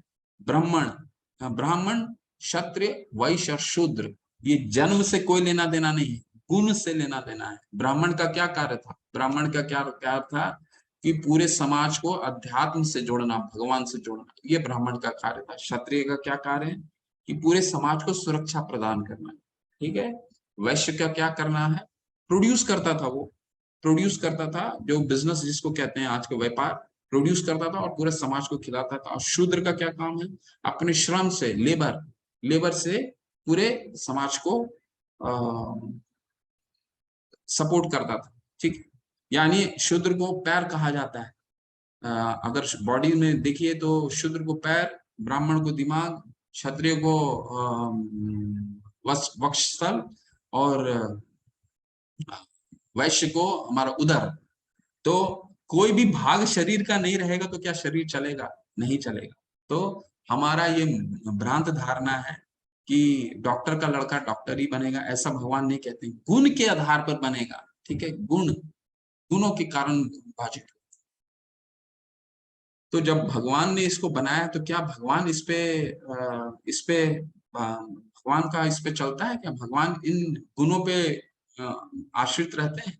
तो ये बता रहे हैं, न माम कर्माणि लिम्पन्ति न मे कर्म फले स्पृहा इति मे यो अभिजानन्ति कर्म भिर्न स बध्यते। मुझ पर किसी कर्म का प्रभाव नहीं पड़ता, न ही मैं कर्म फल का कामना करता हूँ। जो मेरे संबंध में इस सत्य को जानता है वह सभी कभी भी कर्मों के पास में नहीं बनता। यानी भगवान तो एक कंपनी का ओनर है। ये जो विभाग किया है भगवान ने, ये तो विभाग, भगवान कह रहे हैं मैं इससे परे हूँ, ये चीज मेरे पे लागू नहीं होता। अब कंपनी का जो मालिक है वो कंपनी का निर्माण करता है, तो कई चीजें जो है वो कंपनी का मालिक उस रूल पे नहीं आता, उससे परे रहता है। उसी तरह भगवान ने इस वर्ण को, इस समाज को 4 विभागों में विभाजित किया है, पर वो उससे परे है ना। प्राचीन काल में समस्त मुक्त आत्माओं ने मेरी दिव्य प्रकृति को जान करके ही कर्म किया, अतः तुम्हें चाहिए कि इन पद चिन्हों का अनुसरण करते हुए अपने कर्तव्य का पालन करो। तो अर्जुन को क्या बोल रहे हैं, अर्जुन को ये तात्पर्य में प्रभुपाद जी कहते हैं मनुष्य की 2 श्रेणियां हैं, कुछ के मनों में दूषित विचार भरे रहते हैं और कुछ भौतिक दृष्टि से स्वतंत्र होते हैं। कृष्ण भावनामृत इन दोनों श्रेणियों के व्यक्तियों के लिए समान रूप से लाभप्रद है। जिनको मनों में दूषित विचार भरे हैं उन्हें चाहिए कि भक्ति के अनुष्ठानों को पालन करते हुए क्रमिक शुद्धिकरण के लिए कृष्ण भावनामृत को ग्रहण करें। और जिनके मन पहले से ऐसी अशुद्धियों से स्वच्छ हो चुके हैं वे उसी कृष्ण भावनामृत में अग्रसर होते रहें, जिससे अन्य लोग उनके आदर्श कार्य का अनुसरण कर सकें और लाभ उठा सकें। तो यहाँ भगवान क्या कहना चाह रहे हैं, भगवान ये कह रहे हैं कि अर्जुन अब सीखो, क्या सीखो, ये मैंने ये जो ज्ञान विवस्वान को दिया, सूर्यदेव को दिया, और जिसके कारण ये पूरा सूर्यदेव ने मेरे इस ज्ञान को लेकर के उसका अनुसरण किया, उसी तरह तुम भी मेरे ज्ञान को लेकर के अनुसरण करो और युद्ध करो, ठीक है। तुम अपने पूर्वजों से सीखो, जैसे तुम्हारे सूर्यदेव ने मेरा ज्ञान लिया, राज ऋषियों ने लिया, तो मेरा ज्ञान लेकर के तुम मेरी प्रसन्नता के लिए युद्ध करो, ठीक है। तो अभी कर्म जो है वो 3 प्रकार के होते हैं, जो मैंने आपको कल भी बताया था, उसको और भी अच्छे से पढ़ते हैं हम। कर्मणो हि अपि बोधव्यम बोधव्यम च विकर्मणा अकर्मणश्च बोधव्यम गहना कर्मणो गति। तो कर्म की बारीकियों को समझना अत्यंत कठिन है, अतः मनुष्य को चाहिए कि वह ठीक से जाने कि कर्म क्या है, विकर्म क्या है और अकर्म क्या है। तो कर्म के 3 भाग होते हैं, कल मैं बताया था आपको। एक वो कर्म जो शास्त्रों में हमारे लिए दिया है, चाहे वो कितना भी छोटा हो, जैसे ये ऊपर के तस्वीर में देखिए, जो हमारे कर्तव्य और कार्य को करना, वे महान या छोटे हो सकते हैं। जो हमें कर्तव्य करने हैं, चाहे वो कितना भी छोटा कर्म हो, वो सकाम, वो कर्म कहलाता है। विकर्म क्या है, विकर्म बिल्कुल जो हम शास्त्र के अनुमोदन में काम नहीं कर रहे हैं, ठीक है, शास्त्र अनुमोदित नहीं है। अब जैसे अब ये पार्किंग में है, यहाँ पे नो पार्किंग लिखा हुआ है, फिर भी लोग गाड़ी पार्क कर रही है, तो क्या है, ये अगेंस्ट द लॉ। तो वही हमारे अगेंस्ट द लॉ क्या हो गया, जो शास्त्र में लिखा है वो क्या है, शास्त्र में जो लिखा है, जो वेदों में लिखा है, वो हमारे लिए लॉ है, लॉ बुक है। तो लॉ बुक का हम पालन नहीं करते तो क्या करते हैं, हम विकर्म कर रहे हैं, ठीक है। और इसके बाद क्या है, अकर्म। अकर्म मैंने कल भी बताया था, जो कार्य भगवान की सेवा के लिए की जाती हो, भक्ति के साथ की जाती है। ठीक है, तो ये हमने पढ़ लिया है। तो अब हर को एक छोटा छोटा सा, ये अकर्म क्या है उसका छोटा सा उदाहरण देखेंगे क्या है। तो अपने कर्म फलों की सारी आसक्ति को त्याग कर सदैव संतुष्ट तथा स्वतंत्र रहकर वह सभी प्रकार के कार्यों में व्यस्त रहकर भी कोई सकाम कर्म नहीं बंधता। अब देखिए अकर्म किसको कहते हैं?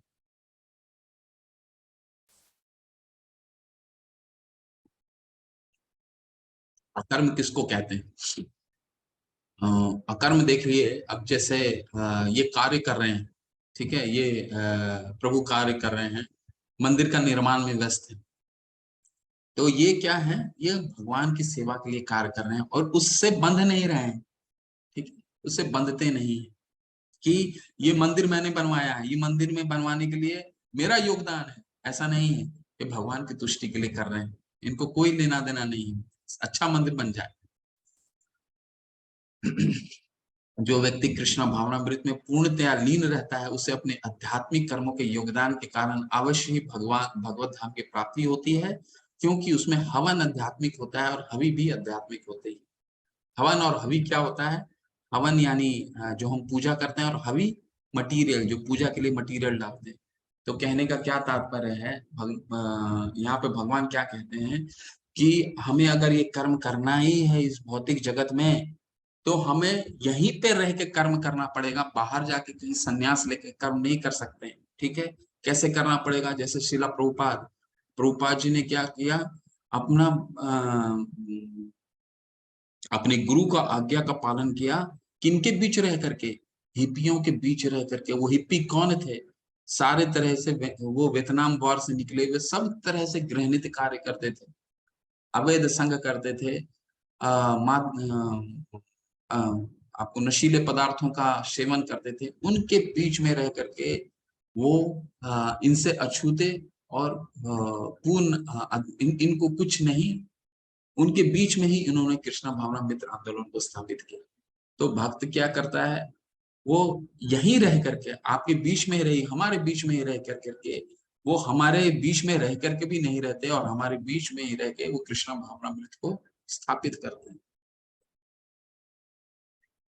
कुछ उदाहरण के रूप में इनमें से कुछ श्रवण आदि क्रियाओं तथा इंद्रियों को मन की नियंत्रण रूपी अग्नि में स्वाहा कर देते हैं, तो दूसरे लोग यानी नियमित गृहस्थ इंद्र विषयों के इंद्र को अग्नि में स्वाहा कर देते हैं। तो भगवान यहाँ पे उदाहरण भी दे रहे हैं कि जो गृहस्थ जीवन है उसमें भी लोग रह करके बहुत ही शास्त्रों का अनुमोदन कर सकते हैं, क्योंकि गृहस्थ जीवन, एक विवाह जो है, ये पूरे शास्त्र में बहुत बड़ा यज्ञ माना गया है, प्रोवाइडेड उसको यज्ञ की तरह निभाया जाए। यानी उसमें हम श्रवण करें, कीर्तन करें। जैसे नीचे नीचे के परिवार को देखिए, कितना खुश है परिवार है, सारे परिवार जो है वो कीर्तन कर रहा है, श्रवण कर रहा है, अपना कार्य भी कर रहा है, भौतिक कार्य भी कर रहा है, और उसी में भगवान की सेवा में लग्न है ना। तो ये जो कर्म है, ये जो ज्ञान है, ये कई तरीके से किया जाता है। कठोर व्रत अंगीकार करके कुछ लोग अपनी संपत्ति का त्याग कर कुछ कठिन तपस्या द्वारा, कुछ अष्टांग योग पद्धति के अभ्यास द्वारा अथवा दिव्य ज्ञान में उन्नति करने के लिए वेदों का अध्ययन द्वारा प्रबुद्ध बनते हैं। तो भगवान को जानने का कई तरीके हो सकते हैं। कौन कौन से तरीके हैं? यहाँ पहले देखिए, द्रव्य यज्ञ। द्रव्य यज्ञ बोला जाता है, द्रव्य यज्ञ मतलब अस्पताल बनाना, पुण्य कर्म करना, ठीक है, अनाथालय चलाना, लेकिन प्रोवाइडेड वो अपनी यश के लिए नहीं हम कर रहे हैं, वो भगवान की प्रसन्नता के लिए कर रहे हैं। ये नहीं कि मैंने अस्पताल बना दिया, मेरा नाम होना चाहिए, ये अनाथालय मैं चलाता हूँ। जैसे अब हम देखते हैं ना, आज कई कंपनियों के मालिक जो हैं आकर के बोलते हैं कि ये अनाथालय मेरे तरफ से है, ये चैरिटी मैं करता हूँ, ठीक है। तो ये नहीं, ये भौतिक हो गया, भगवान की प्रसन्नता के लिए, ठीक है। कई लोग अष्टांग योग, आप जैसे दूसरे तस्वीर में देखते हैं, ये हिरण्यकशिपु हैं, ये अष्टांग योग पद्धति इन्होंने करा, ठीक है। तो अमर रहने के लिए उन्हें करा। स्वधा यज्ञ होता है, वेदों का पठन, तो इस तरह के यज्ञ होते हैं। हे कुरुश्रेष्ठ, जब यज्ञ के बिना मनुष्य इस लोक में या इस जीवन में ही सुखपूर्वक नहीं रह सकता, तो फिर अगले जन्म में कैसे रह सकेगा? तो इस जन्म में ही यज्ञ के बिना नहीं रहा जा सकता। इन भगवान, यज्ञ का क्या मतलब है? यज्ञ क्या मतलब है?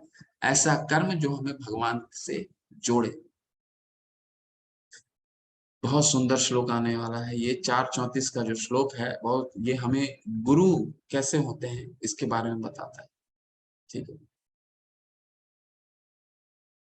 तद्विद्धि प्रणिपातेन परिप्रश्नेन सेवया उपदेशन्ति ते ज्ञानम ज्ञानिना तत्वदर्शिना। तुम गुरु के पास जाकर सत्य को जानने का प्रयास करो, उनसे विनीत होकर जिज्ञासा करो और उनकी सेवा करो। स्वरूप सिद्ध व्यक्ति तुम्हें ज्ञान प्रदान कर सकते हैं, क्योंकि उन्होंने सत्य का दर्शन किया। तो अब तक हमने क्या पढ़ा कि ज्ञान कई तरीकों से लिया जा सकता है, भगवान का ज्ञान, लेकिन ये ज्ञान देते कौन है? कौन देगा हमें ज्ञान? ये कौन देगा? गुरु। तो गुरु से ज्ञान लेने का क्या तरीका है? उनसे जाकर के जिज्ञासा करो। जिज्ञासा करने, किस तरह जिज्ञासा करना है? विनीत भाव से, चैलेंज के रूप में नहीं करना है। ठीक है। उनसे विनीत होकर जिज्ञासा करो, उनकी सेवा करो, उनकी सेवा करो। स्वरूप सिद्ध व्यक्ति तुम्हें ज्ञान प्रदान कर सकते हैं, क्योंकि उन्होंने सत्य का दर्शन किया। स्वरूप सिद्ध का क्या मतलब है? जिन्होंने तत्व का दर्शन किया है। तो इस पे 1 मिनट और देंगे। ये बहुत ही इंपॉर्टेंट श्लोक है। तो गुरु का हमारे जीवन में क्या महत्व है? तो गुरु, देखिए ऐसा है कि हम जीवन में जितना भी सरल कार्य करें, हमें गुरु की आवश्यकता होती है। आप पीटी उषा को जानते ही होंगे, सबने नाम सुना होगा। पीटी उषा क्या है? जीवन में सबसे सरल कार्य क्या है? जिनके हाथ पांव सब सलामत हैं, एक कार्य कर सब कोई कर सकता है, वो क्या है? दौड़ तो सारे लोग सकते हैं, सारे लोग दौड़ सकते हैं। ठीक है। लेकिन दौड़ने के लिए भी पीटी उषा को एक गुरु की आवश्यकता पड़ी, एक कोच की आवश्यकता पड़ी।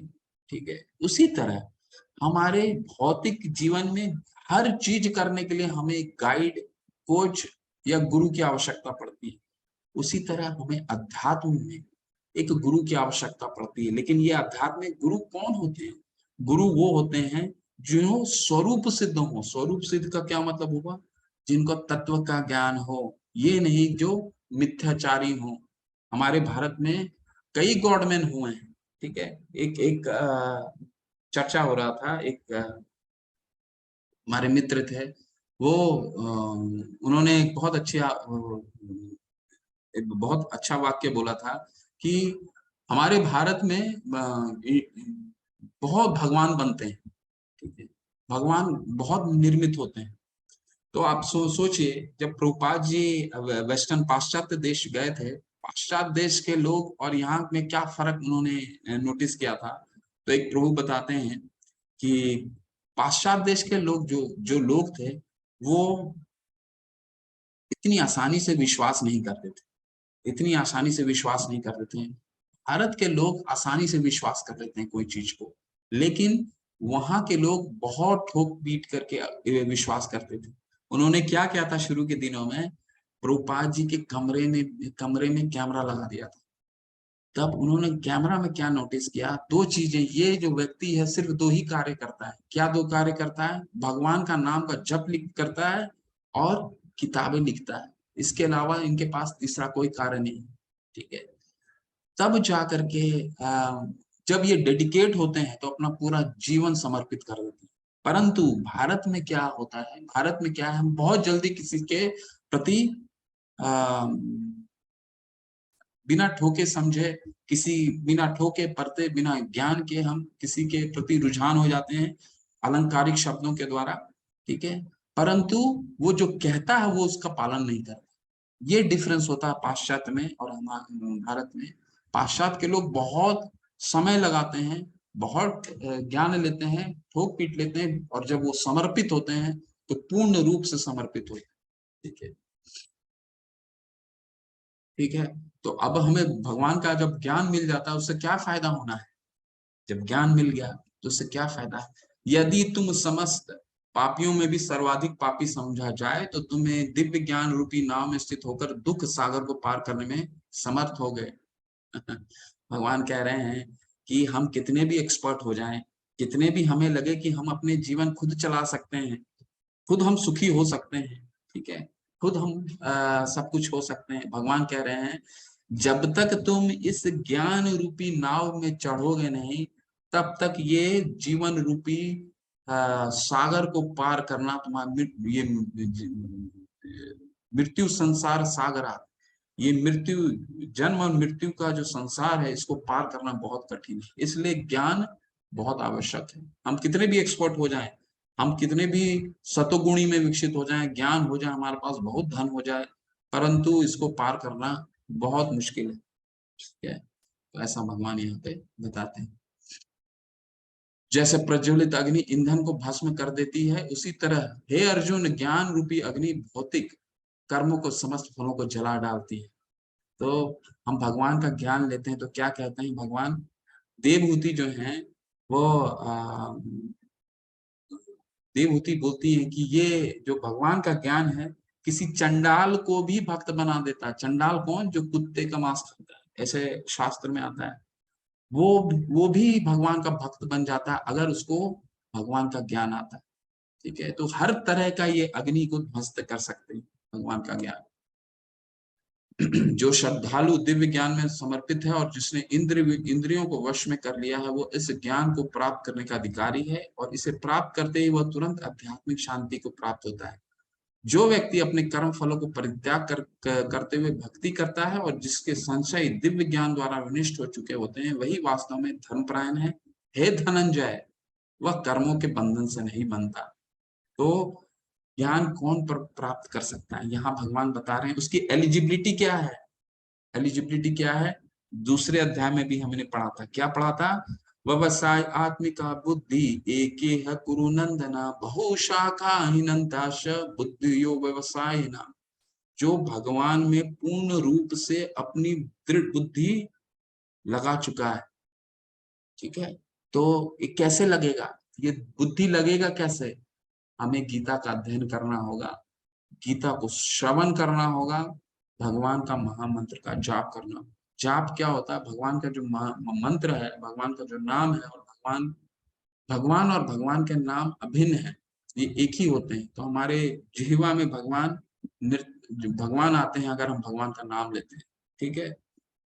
तो ये जब तक नहीं आएगा तब तक हम व्यवसाय आत्मिका, हम भगवान के ज्ञान में दृढ़ नहीं हो सकते।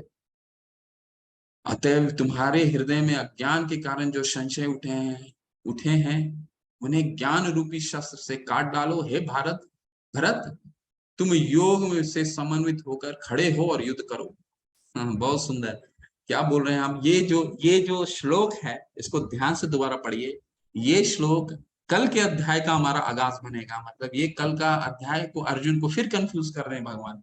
वो क्यों कंफ्यूज कर रहे हैं, कल अर्जुन अब कंफ्यूजन बताएंगे। यहाँ क्या भगवान कह रहे हैं कि अर्जुन, तुम्हारे में जो ये अज्ञान आ गया है, क्या अज्ञान आ गया है, भगवान की प्रसन्नता, भगवान के बारे में ज्ञान ही नहीं है।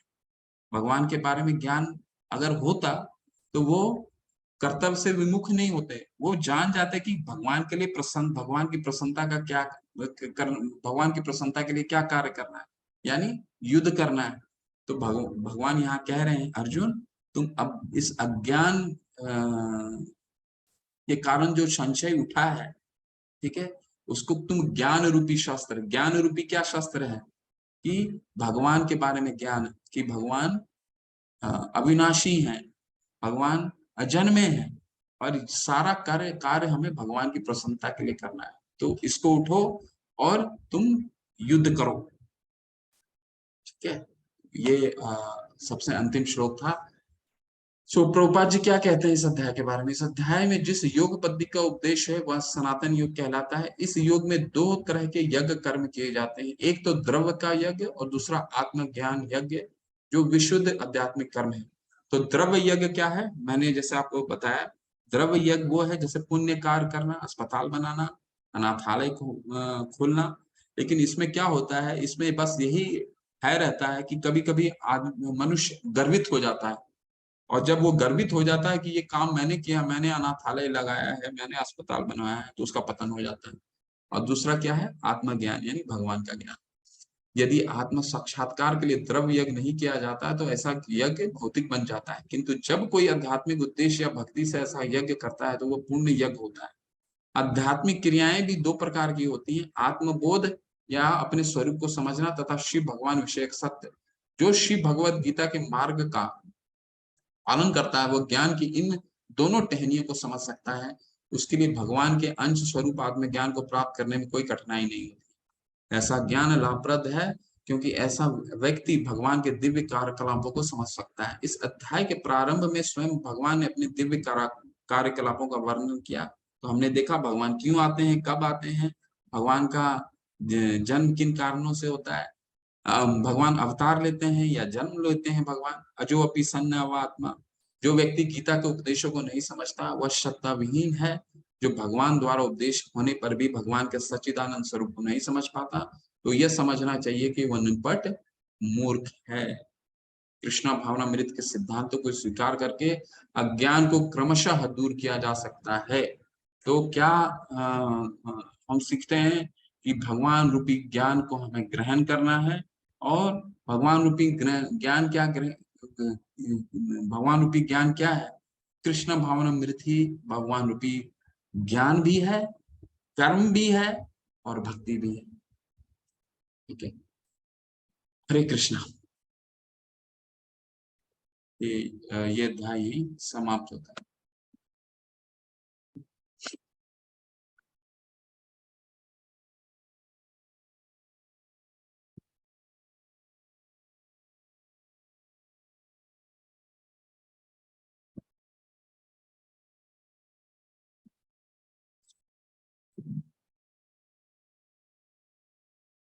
हमारे जीवन में गुरु का बहुत महत्व है। तो एक प्रश्न आया था ना, डॉक्टर माता ने पूछा था कि ईश्वर हम पे कब कृपा करते हैं, हमें कैसे पता चलेगा कि ईश्वर हम पे कृपा करते हैं, है ना। एक प्रश्न आया था पहला दिन। तो 3 तरीकों से, मुख्यतः वैसे तो इसका विस्तार है, परंतु 3 तरीके से भगवान हम पे कृपा करते हैं। कैसे? पहला, भगवान हमारे जीवन में भक्त को भेजते हैं, भगवान के शुद्ध भक्त को भेजते हैं। तो समझिए कि भगवान आप पे कृपा कर रहे हैं, शुद्ध भक्त को भेजते हैं, पहला। दूसरा, वो जो भक्त है वो आपको भगवान की भक्ति करना सिखाता है, तो समझिए ईश्वर की आप पे कृपा हो रही है। तीसरा, आप भगवान की भक्ति पे गंभीर हो रहे हैं। और चौथा, भगवान आपको गुरु दे रहा है, गुरु देता है। तो ये अगर 4 चीजें प्राप्त हो रही हैं तो समझिए ईश्वर आप पे कृपा कर रहा है। तो आपके कुछ प्रश्न जो हैं मैं एडिक्वेट अध्याय में जोड़ करके आपके उत्तर दूंगा, तो आपको समझ में भी आएगा। ठीक है, इसलिए गुरु का हमारे जीवन में आना सिर्फ संयोग नहीं रहता। हम अपने से गुरु को नहीं चुन सकते जब तक हमारे पास ज्ञान नहीं होगा।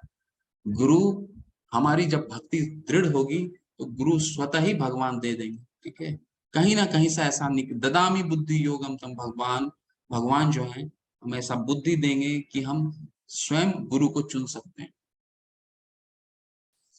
ठीक है, संजय सिंगला प्रभु, हरे कृष्ण। क्या प्रश्न है प्रभु? हरि बोल। प्रभु जी दंडवत प्रणाम। दंडवत प्रणाम प्रभु, हरे कृष्ण। प्रभु जी सॉरी, मैं माफी चाहूंगा कि मैंने पहले एक बार हैंड रेज कर दिया था, आपने नहीं ठीक, वो थोड़ा सा रिदम। कोई भी दुख पहुंचा हो तो दिल से नहीं प्रभु, दुख नहीं पहुंचा, बिल्कुल नहीं, एकदम कोई बात नहीं। वो क्या कभी कभी डिस्ट्रैक्ट हो जाता है, हैंड रेज हो जाता है तो क्लास के बीच में डिस्ट्रैक्शन हो जाता है, और कुछ नहीं। आप कभी भी ध्यान रखना प्रभु जी, आज के लिए माफी। जी हरे कृष्ण, कोई बात नहीं। प्रभु जी सवाल ये था कि अभी जो कैलकुलेशन दिखाई थी, जिसमें ब्रह्मा जी का जीवन दिखाया था एक दिन का, या कलयुग सतयुग और सबका कैलकुलेशन दिखाया था। प्रभु जी मेरी एक रिक्वेस्ट है, बेसिकली 2 टाइप के डिवोटी होते हैं सर। मैं आपका वो डिवोटी हूँ जो एक तो रट लिया मैंने, एक मैंने समझ लिया। मैं समझने वाला डिवोटी हूँ प्रभु जी, तो समझने अंडरस्टैंडेबल है नहीं। उसमें कहीं 2 से मल्टीप्लाई है, कहीं 10 से मल्टीप्लाई है, कहीं 0.004 से मल्टीप्लाई है, और वो क्यों है, 10 क्यों है, 2 क्या है, 0.04 क्या है, वो क्लैरिटी है नहीं प्रभु जी। अगर वो हो जाएगी, इसमें हो जाएगी। हम दिखाते हैं प्रभु जी, तो उसका थोड़ा-सा अगर एक्सप्लेनेशन मिल जाए, तो सबका भला हो जाएगा प्रभु जी।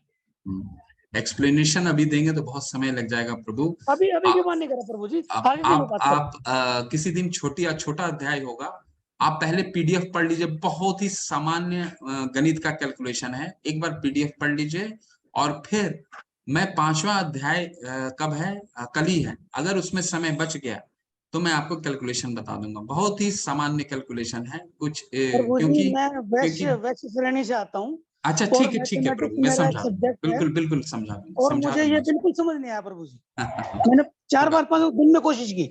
अच्छा ठीक है, मैं समझा दूंगा आपको। मैं उस पे थोड़ा सा आपको कैलकुलेट करके बता दूंगा किस तरह उसका कैलकुलेशन आता है। जी ठीक है, प्रभु जी, बड़ी बस कृपा होगी, बस प्रभु बस जी और आपके लिए सर। इतना स्मरण रखिएगा, 3 चीजें जरूर, 4 चीजें स्मरण जरूर रखिए। ये युग क्या है, कलयुग जो है उसका टेन्योर कितना होता है, ये सब कॉपी में लिख लीजिए, 4,32,000 होता है। 4,32,000, बिल्कुल ठीक है जी। इसके बाद है आपका द्वापर युग, तो द्वापर युग कलयुग का दुगना उसका टेन्योर होता है, तो 2 से मल्टीप्लाई कर 4,32,000 देंगे, दुगना हो गया। ठीक है, 864 हो जाएगा जी। और त्रेता होता है जो कलयुग का 3 गुना होता है, जी जी जी जी, 12 4,32,000 को समथिंग आ 3 जाएगा। गुना से मल्टीप्लाई कर दीजिए तो वो हो गया त्रेता। ठीक है, और जो सतयुग है वो कलयुग का 4 गुना 4 मल्टीप्लाई गुना कर, होता जी प्रभु जी। है, तो वो आप रख लीजिए, उसको जोड़ लीजिए, 17,96,000 के करीब आएगा। इन जी प्रभु चारों जी। को अगर आप जोड़ते हैं तो करीबन 43,20,000 आएगा, तो वो एक दिव्य युग है। ठीक है, ये बस आप ये फॉर्मूला इतना तक याद रखिए, बाकी मैं आपको कल के दिन बता दूंगा। बहुत ही, ये 4 अगर चीजें आपको याद है तो बाकी सारी कैलकुलेशन बहुत ही आसान से निकल जाएगी, मैं आराम से आपको बता दूंगा। कल थोड़ा सा बहुत समय निकल जाए तो आपको बिल्कुल कैलकुलेट करके बता दूंगा, एक्सेल में कैलकुलेट करके बता दूंगा। बहुत बहुत धन्यवाद प्रभु जी, दंडवत प्रणाम प्रभु जी। दंडवत प्रणाम।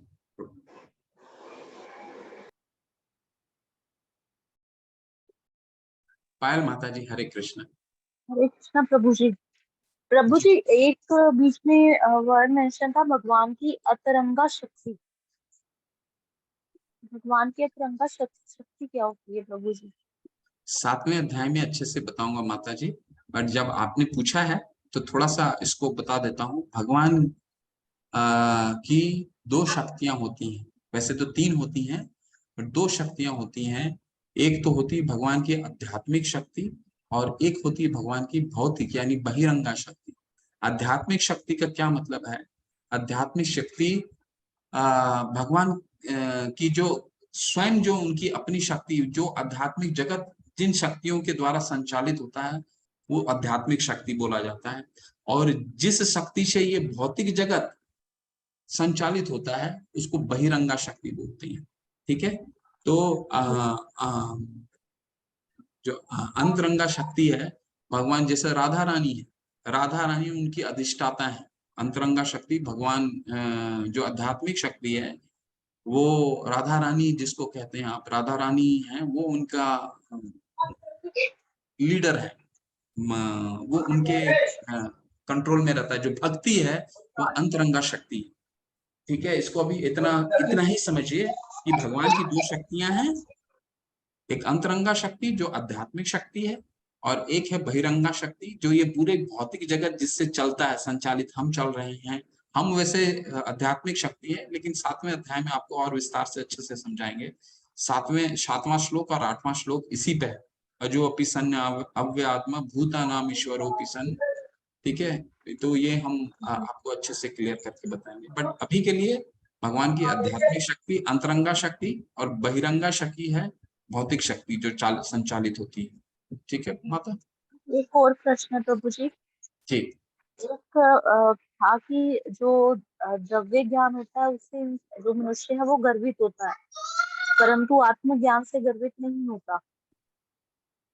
जी प्रभु जी, कभी कभी जैसे हम माला भी करते हैं तो एक अभिमान नहीं आता, मतलब कि दूसरे लोग नहीं कर रहे पर हम कर रहे हैं।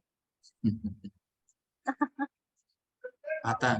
आप बहुत ही आता सुंदर, है। बहुत अच्छा प्रश्न है माता, आपका बहुत सुंदर प्रश्न है। मेरे साथ, मैं ऑनेस्टली स्पीकिंग, मेरे साथ तो बहुत होता है ये बिल्कुल बिल्कुल अभिमान ठीक में है, सब। बिल्कुल ठीक है माता। आपका प्रश्न एकदम बहुत से अच्छा प्रश्न किया आपने। आता है माता, हम बद्ध जीव है ना, बद्ध जीव जब तक हम लोग गर्वित, हम लोग कुछ भी कार्य करते हैं, अध्यात्म में भी कुछ कार्य करते हैं, तो भी अपने आप को गर्वित मानने लगते हैं। परंतु माता चिंता मत कीजिए, आप भगवान की अच्छे से माला करते रहिए, ये गर्व भी धीरे धीरे धीरे धीरे चला जाएगा। क्योंकि शुरुआत हम जब करते हैं, ये कनिष्ठ भक्त का निशानी है, ये उत्साहित भक्ति का निशानी है। भक्त भक्त के 3 कैटेगरी होते हैं, कनिष्ठ, मध्यम और उत्तम अधिकारी। तो जब हम शुरुआत करते हैं अपनी भक्ति जीवन का, तो इस तरह का गर्व आना शुरू होता है कि हमने सात्विक भोजन करना शुरू कर दिया, तुम तो वो खाते हो, तो अपने आप को हम गर्वित समझने लग जाते हैं। परंतु मैं अनियन गार्लिक छोड़ा मैंने, तो मुझमें अभिमान आ गया कि हाँ मैं भगवान को नहीं छोड़ा मैंने। वही कह रहा हूँ कि हमने माला करने लग गया तो हम समझने लग जाते हैं, गर्वित हो गए। परंतु ये 3 चीजें हैं, क्रोध, काम और मोक्ष। काम, क्रोध, लोभ, ये 3 चीज जो है, ये हमारा नरक का द्वार है माता जी। ये धीरे धीरे आपका निकल जाएगा, आप अच्छे से सिंसियरिटी से चैंटिंग करते रहिए माता।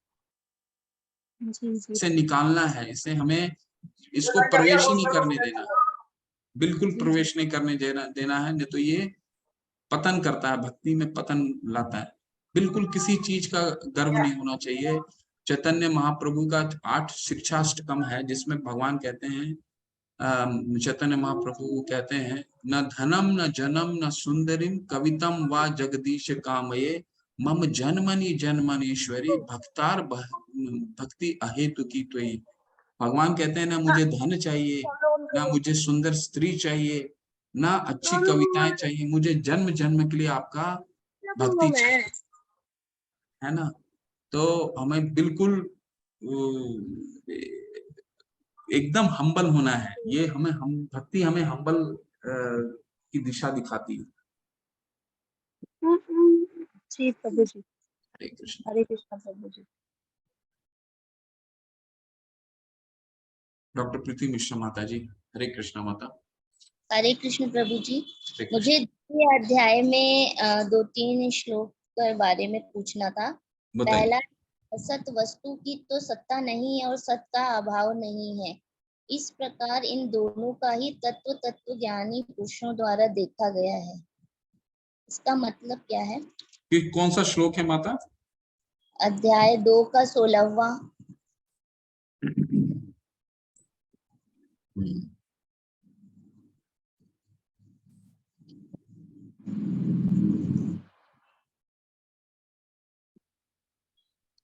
इसमें ये जो शब्द तत्व है, इसका मतलब क्या है? तत्व, तत्व, तत्वदर्शी हूँ, तत्वदर्शी। तत्व का माता जी, तत्व का वैसे बहुत मीनिंग होता है, परंतु तत्वदर्शी का जो शास्त्रों में, जिनका भगवान का तत्व का ज्ञान है, ठीक है। तत्व मतलब किसी भी तत्व का ज्ञान, मतलब उनका पूर्ण ज्ञान। जैसे गुरु तत्व का ज्ञान, गुरु का मतलब, गुरु तत्व का ज्ञान क्या मतलब, गुरु के बारे में वो जानता है। भगवान के तत्व का ज्ञान यानी भगवान के बारे में वो जानता है। तत्व का मतलब वो हो गया, ठीक है, उसका पूर्ण ज्ञान। अच्छा, अध्याय 2 का 28 श्लोक बता दीजिए।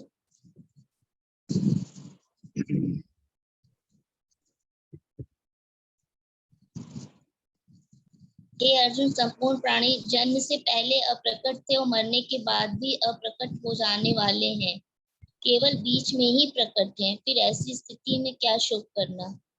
बीच में ही प्रकट हैं, पहले अप्रकट थे, मतलब जन्म के पहले, और जन्म के बाद भी अप्रकट क्यों है? भगवान यहाँ पे एक और कॉन्सेप्ट को लेके आते हैं। देखिए, वेदांतवादी नास्तिक जो होते हैं, वेदांतवादी होते हैं, एक शून्यवादी होते हैं। ठीक है, तो शून्यवादी किसको कहते हैं वो बताता हूँ माता जी। शून्यवादी जो बौद्ध धर्म जिसको पालन करते हैं, बौद्ध धर्म, तो वो क्या समझते हैं कि हमारा जो जन्म शून्य से हुआ और बीच में हम हमारा शरीर आया और जब हम मृत हो जाते हैं तो दोबारा शून्य में चले जाते हैं। जैसे उदाहरण के रूप में एक बिल्डिंग देखिए, बिल्डिंग की ईंट बालू या सीमेंट सारी मिट्टी से बनते हैं, कहीं ना कहीं मिट्टी से आते हैं। तो उनका कहने का मतलब है कि एक बिल्डिंग जब खड़ी होती है तो शून्य से खड़ी होती है, जमीन के मिट्टी और बालू से बनती है, और जब ये धूमिल हो जाती तो दोबारा ये बिल्डिंग गिर जाती है तो दोबारा मिट्टी में मिल जाती है। ठीक है, तो अर्जुन को ये बता रहे हैं कि चलो तुम भगवान की भक्ति नहीं जानते हो, तुम शून्यवादी भी हो। ठीक है, तुमको आत्मा के कॉन्सेप्ट को नहीं मालूम है कि आत्मा शाश्वत है, और तुम ये समझते हो कि शून्य से आए हैं, बीच में रहे हैं बिल्डिंग की तरह, और जब हमारा मृत्यु हो गया है तो दोबारा हम मिट्टी में मिल गए हैं। तो भी कहाँ फर्क पड़ने वाला है? तुम्हारे जो पितामह हैं वो शून्य से आए हैं और बीच में उनका शरीर था, और जब उनकी मृत्यु हो जाएगी तो भी मिट्टी में मिल जाएंगे। तो उनका अस्तित्व तो मिट्टी से आया और मिट्टी में ही मिलने वाला है, तो तुम किस बात की चिंता कर रहे हो? तो भगवान यहाँ पे इसको शून्यवादी हर एंगल से उसको समझाने का प्रयास कर रहे हैं। पहले आत्मा और शरीर का ज्ञान दिया उन्होंने, अब शून्यवादी के हिसाब से भी ज्ञान दे रहे हैं कि कहीं तुम शून्यवादी तो नहीं हो। उसके हिसाब से भी भगवान बता रहे हैं कि देखो इसका भी तो एडवांटेज है, तुमको दया, तुम बेकार का शोक कर रहे हो, शोक करने की तो बात ही नहीं। तो शून्य से आए, शून्य में ही जा रहे हैं, बीच में ही बस कुछ समय के लिए प्रकट थे जब तक उनका शरीर पितामह के रूप में था। एक और श्लोक है, अध्याय 2 का 40वां श्लोक। इस कर्म योग में आरंभ का अर्थात बीज का नाश नहीं है, उल्टा फल रूप दोष भी नहीं है। इसका मतलब क्या है? बीज का नाश नहीं है और ये वाला श्लोक ना माता जी, नेहा विक्रम अनाश्रुष्टि प्रत्यवायो न विद्यते स्वल्पमस्य धर्मस्य त्रायते महतो भयात्, यही है ना श्लोक? यही वाला ना? हाँ, तो इसमें तो मैंने आपको बताया था जब दूसरा अध्याय था तो ये श्लोक हमारे में था। ये भक्ति के बारे में है कि अगर तुम मेरी प्रसन्नता के लिए कार्य कर रहे हो तो इसमें हानि कहाँ है? नेहा विक्रम अनाशोस्ति प्रत्यवायो न विद्यते, यानी कि भक्ति में कोई भी लॉस नहीं है। तुमने जीवन में जहां से छोड़ा है अगले जीवन में वहीं से तुम स्टार्ट करोगे। अगर तुमने 10वें अंक से छोड़ा है तो अगले जन्म में 11वें अंक से तुम स्टार्ट करोगे। परंतु भौतिक जगत में क्या है, आपको जीरो से हर बार स्टार्ट करना पड़ेगा। जब भी आपको नया शरीर मिलेगा हर बार जीरो से आपको स्टार्ट करना पड़ेगा। तो इसीलिए मैंने आपको उदाहरण भी दिया था ना कि कई लोगों के आपने देखा होगा कि स्पिरिचुअलिटी को बहुत जल्दी एम्ब्रेस कर लेते हैं। ठीक है, तो इसका कारण यही है कि वो उन्होंने पुराने पूर्व जन्म में जरूर उन्होंने भक्ति की होती है, तब इस जन्म में बहुत जल्दी वो एम्ब्रेस कर लेते हैं स्पिरिचुअलिटी को। ठीक है, तो वही भगवान बताने के प्रयास कर रहे हैं। श्लोक जो है 46 श्लोक जो है, अच्छा, निश्चय आत्मिक बुद्धि क्या होती है प्रभु जी? कौन सा? व्यवसायत्मिका बुद्धि? 44वें में निश्चय आत्मिक का बुद्धि। हाँ हाँ, वही स्थिर प्रज्ञ, स्थित प्रज्ञ, स्थित प्रज्ञ। 44वां में तो माता जी व्यवसायत्मिका बुद्धि है, स्थित प्रज्ञ अभी बाद में आता है। व्यवसायत्मिका बुद्धि का मतलब हो गया कि भक्त अब शांत हो गया, भगवान में अपना दृढ़ हो गया है। ठीक है, भगवान की चिंता में व्यवसायत्मिका, अब वो कहीं से भटक नहीं रहा है, वो दृढ़ हो गया भगवान की भक्ति में। उसे समझ में आ गया है कि यही मेरा इनकी भक्ति के द्वारा ही हम जन्म मृत्यु को पार कर जाएंगे। ये होता है व्यवसायत्मिका बुद्धि। और इसके बाद का स्टेज आता है स्थित प्रज्ञ, जब वो आत्माराम, बिल्कुल आत्माराम हो जाता है। ठीक है, ये आप 47 के बाद पढ़िएगा तो शायद स्थित प्रज्ञा आएगा, 47 या 48 के बाद। 44 में है व्यवसायिक व्यवसायत्मिका बुद्धि एक कुरु नंदना बहुशाखा हीनंताश्च ये 41वें से स्टार्ट होता है, 41 से स्टार्ट होता है। भक्ति, व्यवसाय आत्मिका बुद्धि का मतलब होता है दृढ़ भक्ति से। बिल्कुल बिल्कुल बिल्कुल बिल्कुल, आप मतलब दृढ़ हो गए, भगवान की भक्ति में दृढ़ हो गए। निश्चय आत्मिका बुद्धि हो गई स्थिर प्रज्ञ। बिल्कुल, उसके बाद का स्टेज है ये बाद का स्टेज है। व्यवसाय आत्मिका बुद्धि, आप जस्ट दृढ़ हुए हैं, और जब बिल्कुल आपको भगवान पे राग उत्पन्न हो गया है, रागानुगा भक्ति आ गई है, तब वो एक स्थित प्रज्ञ हो गया, यानी वो बिल्कुल आत्माराम हो जाता है, उसको सुख और दुख से बिल्कुल परे हो जाता है। ठीक है। समत्व का मतलब क्या होता है? समत्व योग्य योग किसमें कौन सा श्लोक है? 48।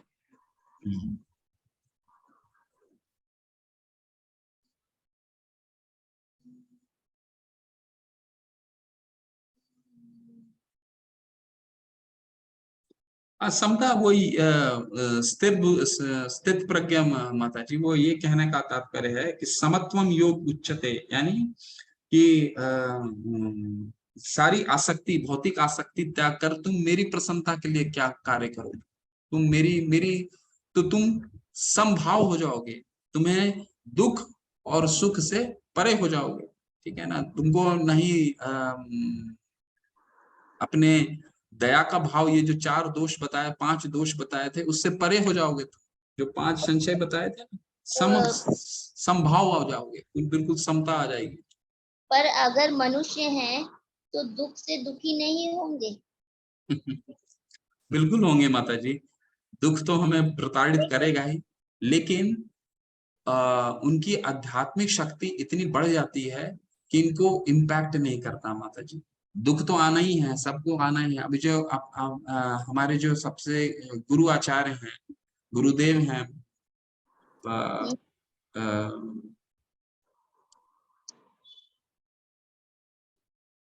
जो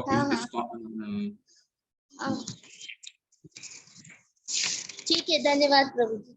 नहीं, मैं आपको बता देता हूँ, उनको अभी स्किन कैंसर हुआ है, और फिर भी वो ट्रीटमेंट करा करके वो हॉस्पिटल से ही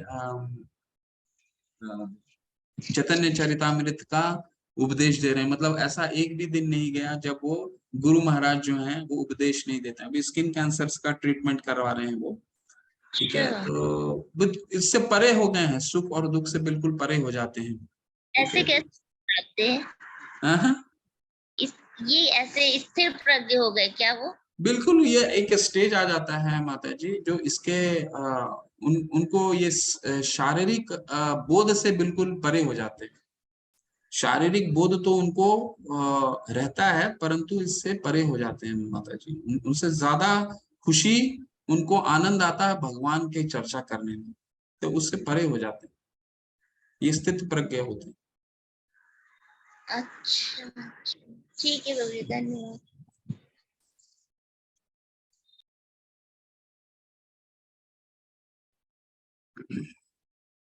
हरे कृष्ण गुरु जी। मैं हरे अपने कृष्ण। माताश्री के फोन से किया हूँ, इसलिए उन्हीं का नाम आ रहा है यहाँ पे। अच्छा, मैं आपसे ये जानना चाह रहा था कि मैं आज फर्स्ट क्लास ज्वाइन किया हूँ, लेकिन ये क्लास शायद 5 जून से स्टार्ट है, तो मेरे 3 सेशन छूट गए हैं। तो वो किसी भी तरीके से देखा जा सकता पहले के जी 3 जी सेशन? जी, रिकॉर्डिंग मिलेगी आपको, रिकॉर्डिंग मिलेगी मेरे थोड़ा सा मैं आपको रिकॉर्डिंग कल ही मिल जाएगी आपको, इस ग्रुप में ही आपको आ जाएगा ओके, ये रिकॉर्डिंग, कब 4 दिन मिलेगा? की रिकॉर्डिंग मिल जाएगी। कल मिल जाएगा क्या गुरु जी, जी, या कहीं पे लिंक अवेलेबल है? हाँ हाँ, आपको आ जाएगा, वीडियो के सारे वीडियो आ जाएंगे आपके, इसी में आ जाएगा, चैट चैट में, आपको व्हाट्सएप ग्रुप में व्हाट्सएप रहिए। चैट, हाँ व्हाट्सएप चैट पे मैं हूँ, उसमें आ जाएगा। बिल्कुल बिल्कुल आ जाएगा। ओ ठीक है गुरु जी, नमस्ते। हरे कृष्ण।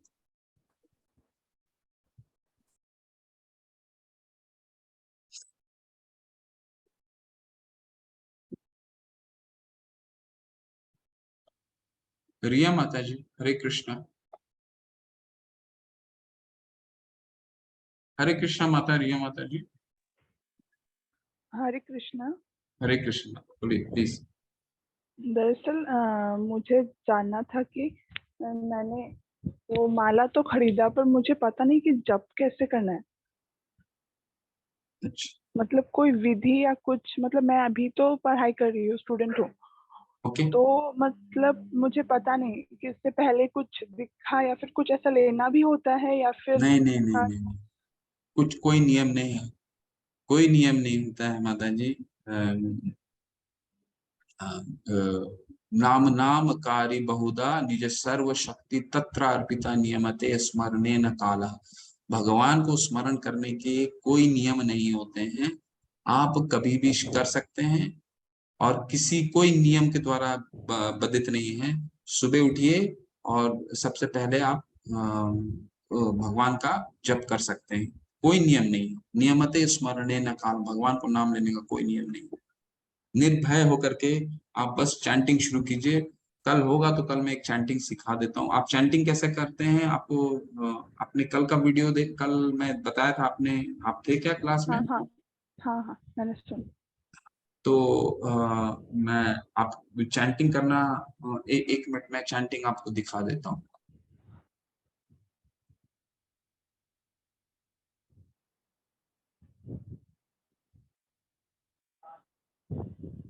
आपको चैंटिंग करना दिखा देता हूँ, अगर आपके पास माला है दोबारा दिखा देता हूँ, है ना। हाँ और हाँ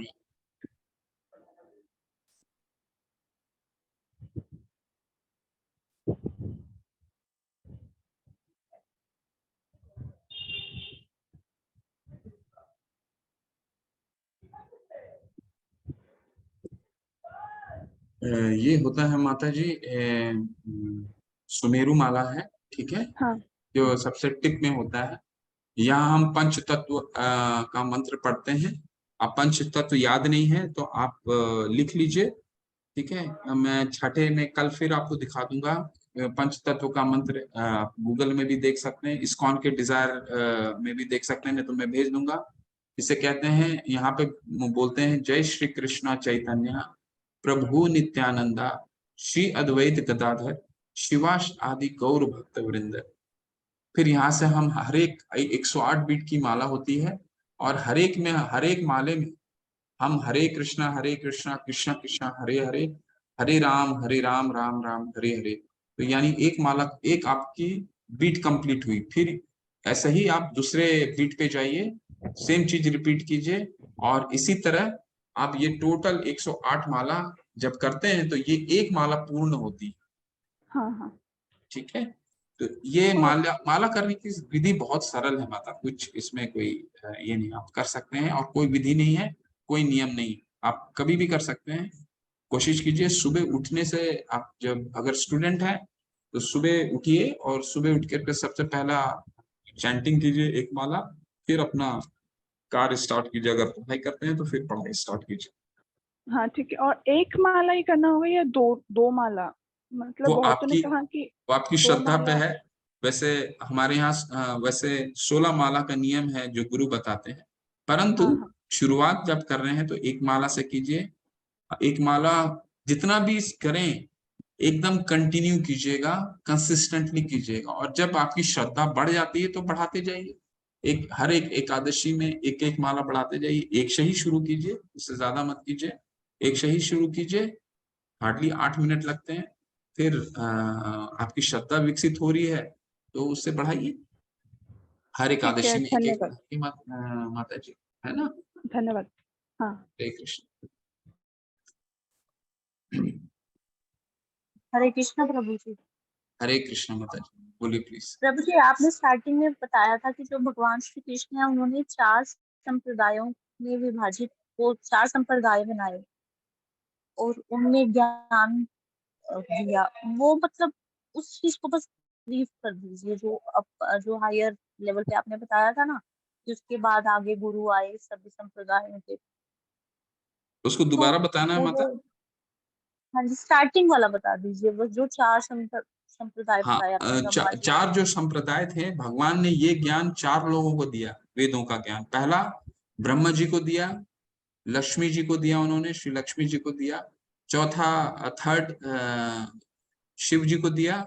और चौथा जो थे 4 कुमार कौन थे? ब्रह्मा जी के पहले 4 पुत्र, सनत, सनातन, सनत कुमार, सनंदन, ये 4 उनके पुत्र थे, उनको ये ज्ञान दिया। और फिर ये चार लोग ये बोनाफाइड इंस्टीट्यूशन हो गए। फिर उनके अलग अलग आचार्य ने इस परंपरा को आगे बढ़ाया। अब जैसे ब्रह्मा जी का माधवाचार्य ने आगे बढ़ाया, ठीक है। श्री लक्ष्मी जी का रामानुजाचार्य ने बढ़ाया, ठीक है। रुद्र संप्रदाय चार कुमार का निम्बरकाचार्य ने बढ़ाया, ठीक है। रुद्र का किसने बढ़ाया मुझे स्मरण नहीं आ रहा है। रुद्र संप्रदाय का उन्होंने बढ़ाया था, अभी मुझे स्मरण नहीं आ रहा, वो पीडीएफ देख लीजिएगा। तो हर के फ्लैग बियरर्स थे, इन्होंने ये पूरा संप्रदाय को आगे बढ़ाया, ठीक है। तो ये बोनाफाइड इंस्टीट्यूशन है ये चार, ठीक है। तो ये और इसमें और क्या जानना चाहते हैं बताइए। फ्लैग बियरर का मतलब मतलब जो उस हाँ परंपरा को आगे लेके गए। हाँ, परंपरा को जिन्होंने परंपरा को आगे लेके गए, बिल्कुल बिल्कुल आप ठीक समझे। ये जैसे हमारे संप्रदाय के माधवाचार्य जी थे, उन्होंने इस परंपरा को आगे बढ़ाया। फिर और कई लोग आए, 32वें गुरु हैं, वह है श्रील प्रभुपाद, ठीक है। तो ये परंपरा विधि के द्वारा, ये ज्ञान इसी विधि के द्वारा आती है। एवं परंपरा प्राप्तम इमं राजर्षयो यो विदु। तो ये इसी विधि से इस ज्ञान को अर्जित किया जाता है, और कोई विधि है नहीं, ठीक है। परंपरा विधि से ही हम सीख सकते हैं इस ज्ञान, कहने का तात्पर्य ये। तो ये लोग जो थे, ये परंपरा को इन्होंने आगे बढ़ाया। जी जी जी। तो प्रभु जी, जो बाकी सब लोग हैं, इन लोगों के अलावा, इन गुरु आचार्यों के अलावा, वो कहाँ से लाते हैं ज्ञान? वो मनोकल्पना है माता जी, उसमें अब हमारे को समझने के लिए कुछ नहीं है, बिल्कुल क्लियर है इसमें। वो मनोकल्पना है और कुछ नहीं। उन्होंने अपना अपना बस हमें ये देखना है कि बिना हम समझे किसी पे कमेंट नहीं करना है, परंतु उन्हें देखना वो किस परंपरा। अगर कोई भी चीज हम पढ़ते हैं, भगवत गीता पढ़ते हैं, तो सबसे पहले ये देखना है कि वो किस परंपरा से आते हैं। अगर उनकी परंपरा इन चार बोनाफाइड इंस्टीट्यूशन से है, तो हम उसका अध्ययन कर सकते हैं। परंतु अगर इसके परे है, तो बिल्कुल नहीं करना है, क्योंकि वो बोनाफाइड इंस्टीट्यूशन, वो क्रेडेंशियल नहीं, वो अपना मनोकल्पना है।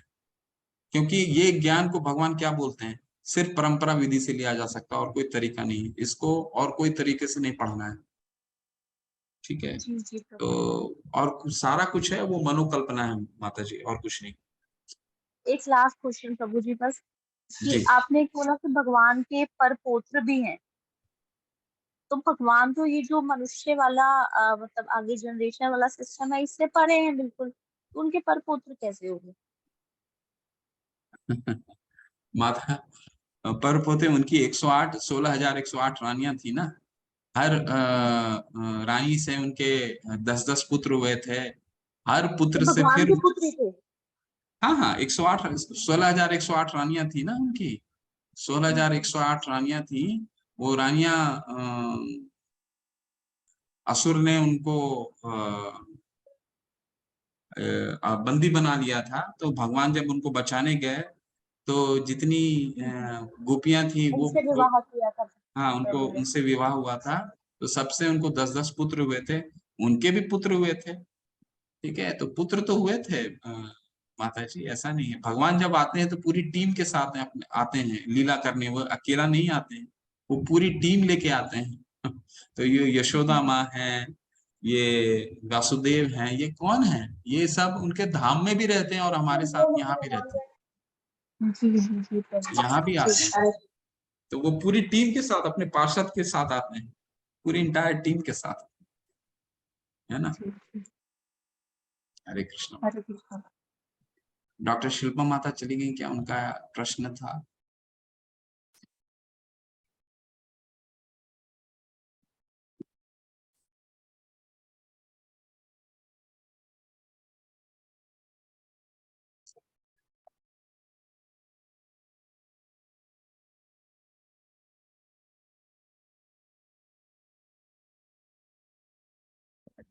किसी का कोई प्रश्न है क्या, चैट में देख लेते हैं। कनक माता जी, शिल्पा माता जी का कोई प्रश्न था, शायद कल उनका प्रश्न पहले ले लेंगे, है ना।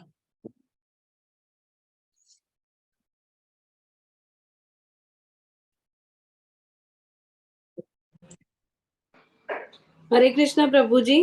हाँ हाँ, हरे कृष्णा माता जी, हरे प्रभु कृष्णा। जी बस एक ही प्रश्न था कि एक्चुअली मॉर्निंग में जब मंत्र जाप करते हैं तो जैसे अगर 4:30 बजे के आसपास अगर शुरू करो तो नींद बहुत ज्यादा आती है, और अगर थोड़ा सा जब उजाला हो जाता है, थोड़ा डे टाइम दिखता है 5:30 या 6 के अराउंड, तो फिर मन बहुत विचलित होता है कि यहाँ वहाँ का ध्यान आता है कि यहाँ जाना है या इससे ये काम है, ये सारी चीजें 6-7 चीजें एक साथ आ जाती। एक मैंने आज नोटिस किया कि मैंने 108 माला एक बार माला करने के इसमें कम से कम मेरा ध्यान 6 जगह गया है। तो मुझे ये नहीं समझ में आ रहा है कि जब एटलीस्ट 4-5 ही माला करूं तो एटलीस्ट वो तो पूरे भाव से हो, तो उसके लिए क्या कर सकती हूँ मैं प्रभु जी? कुछ चिंता मत करते रहिए माता जी। उसको जिसको भटकना है मन को भटकने दीजिए, भटकेगा। कोशिश बस ये कीजिए कि आप कभी स्लो से मत बोलिए, मंत्र को जोर जोर से बोलिए और प्रयास कीजिए कि उसको सुनिए। ठीक है, उसको सुनने का प्रयास कीजिए। मन को जहां जाना है जाने दीजिए, उसकी चिंता छोड़ दीजिए। ठीक है, वो धीरे धीरे अभ्यास आपका हो जाएगा और आपका धीरे धीरे आप मन को कंट्रोल कर पाएंगे। वो एक दिन में नहीं होने वाला है। ठीक है, बस उसका आचार्य बताते हैं एक ही तरीका है, मन भटकना तय है। आपके साथ नहीं, सभी के साथ ये मन भटकता है। तो आप कोशिश कीजिए कि उसको मंत्रों का जोर से बोलिए ताकि आप सुन सकें। ऐसे नहीं कि ऐसा नहीं। हरे कृष्णा कृष्ण कृष्ण हरे हरे, हरे राम राम राम हरे हरे, हरे कृष्णा कृष्ण कृष्ण हरे हरे, हरे राम राम राम हरे हरे। अगर जोर से बोलते हैं तो आपकी नींद भी नहीं आएगी। थोड़ा जोर से बोलिए और उसको सुनने का प्रयास कीजिए। बाकी मन को जाने दीजिए, जहां जाना घूम के आने दीजिए उसे, क्योंकि मन तो इतना वेग है कि 1 सेकंड में कहीं भी पहुंच सकता है। जी प्रभु जी, यही होता है। तो वो उसकी बिल्कुल आप चिंता मत कीजिए माता जी। आपका प्रोसेस आप ठीक है, बिल्कुल ठीक प्रोसेस पे हैं। ओनली आप उसको करते रहिए, करते रहिए, करते रहिए, नंबर्स को करते रहिए बस वो। और कोशिश कीजिए उसको सुनने का। सुनते रहेंगे, कभी ना कभी आपका वो पकड़ में आने लगेगा। 1-2 महीने के बाद आप खींचने लग जाइएगा मन को। अभ्यास करना होगा बस। अभ्यासेन तु कौन्तेय वैराग्येन च गृह्णति। छठे अध्याय में भगवान अर्जुन खुद बोलते हैं कि चंचला ही मन कृष्ण प्रमाति बलवृत दृढ़म, यानी मेरा मन चंचल है भगवान, मैं क्या करूं। भगवान बताते हैं कि कोई बात नहीं, चंचल तो तय है, चंचल होगा ही होगा, लेकिन अभ्यास अभ्यास करना होगा, तभी वैराग्य का प्राप्ति होगा। कोई तरीके ओवरनाइट नहीं हो सकता। जी प्रभु जी, एक ये होता है प्रभु जी, किसी दिन जैसे 12 माला हो गया या 14 माला हो गया, तो उस दिन क्या होता है कि अगर माला हो गया है और हम कुछ और भी काम कर रहे हैं, तभी भी मन में वही मंत्र चलते रहता है, चलते रहता है, चलते रहता है। तो मतलब उससे मुझे समझ में नहीं आ रहा था कि जैसे वो ऐसा ना हो कि जो काम मैं कर रही हूँ उसमें से मेरा ध्यान हट जाए, और ये एक थोड़ा-सा मुझे कंसर्न रहता है कि कभी कुछ मिस ना कर जाऊँ एज़ अ डॉक्टर। मतलब मुझे ऐसा लगता है कभी किसी का मतलब अहित ना हो जाए उसमें, कि कुछ भूल ना जाऊँ, किसी का कुछ रह ना जाए। तो ये एक समझ में नहीं आता कि क्योंकि वो वही हम अगर 12 माला करें तो कंटिन्यूअस दिमाग में वही चलता है। बहुत सुंदर है माता जी, आप फोकस्ड हो जाएंगे। आपको इसको और आपका फोकस बढ़ जाएगा। आप इसको एक्सपीरियंस करके देखिए। माला तो चलेगा और आपका काम जो है बहुत फोकस्ड रूप में होगा। आप कोई चीज भूल ही नहीं सकते हैं। क्यों ऐसा क्यों होता है? क्योंकि हम इतने फोकस्ड होकर के एक एक माला करते हैं। आप सोच करके देखिए, एक एक चीज एक एक फोकस होकर के अगर हम अपना अभ्यास करने लगे तो हमारा फोकस बहुत बढ़ जाता है। तो आपका स्मरण शक्ति और बढ़ जाएगा। आप 6 महीने एक्सपीरियंस करके इसको देखिए। ये मेरा व्यक्तिगत अनुभव है। मेरा अकेला का व्यक्तिगत जो भी करता है, आप खुद भी इसको एक्सपीरियंस कर सकते हैं।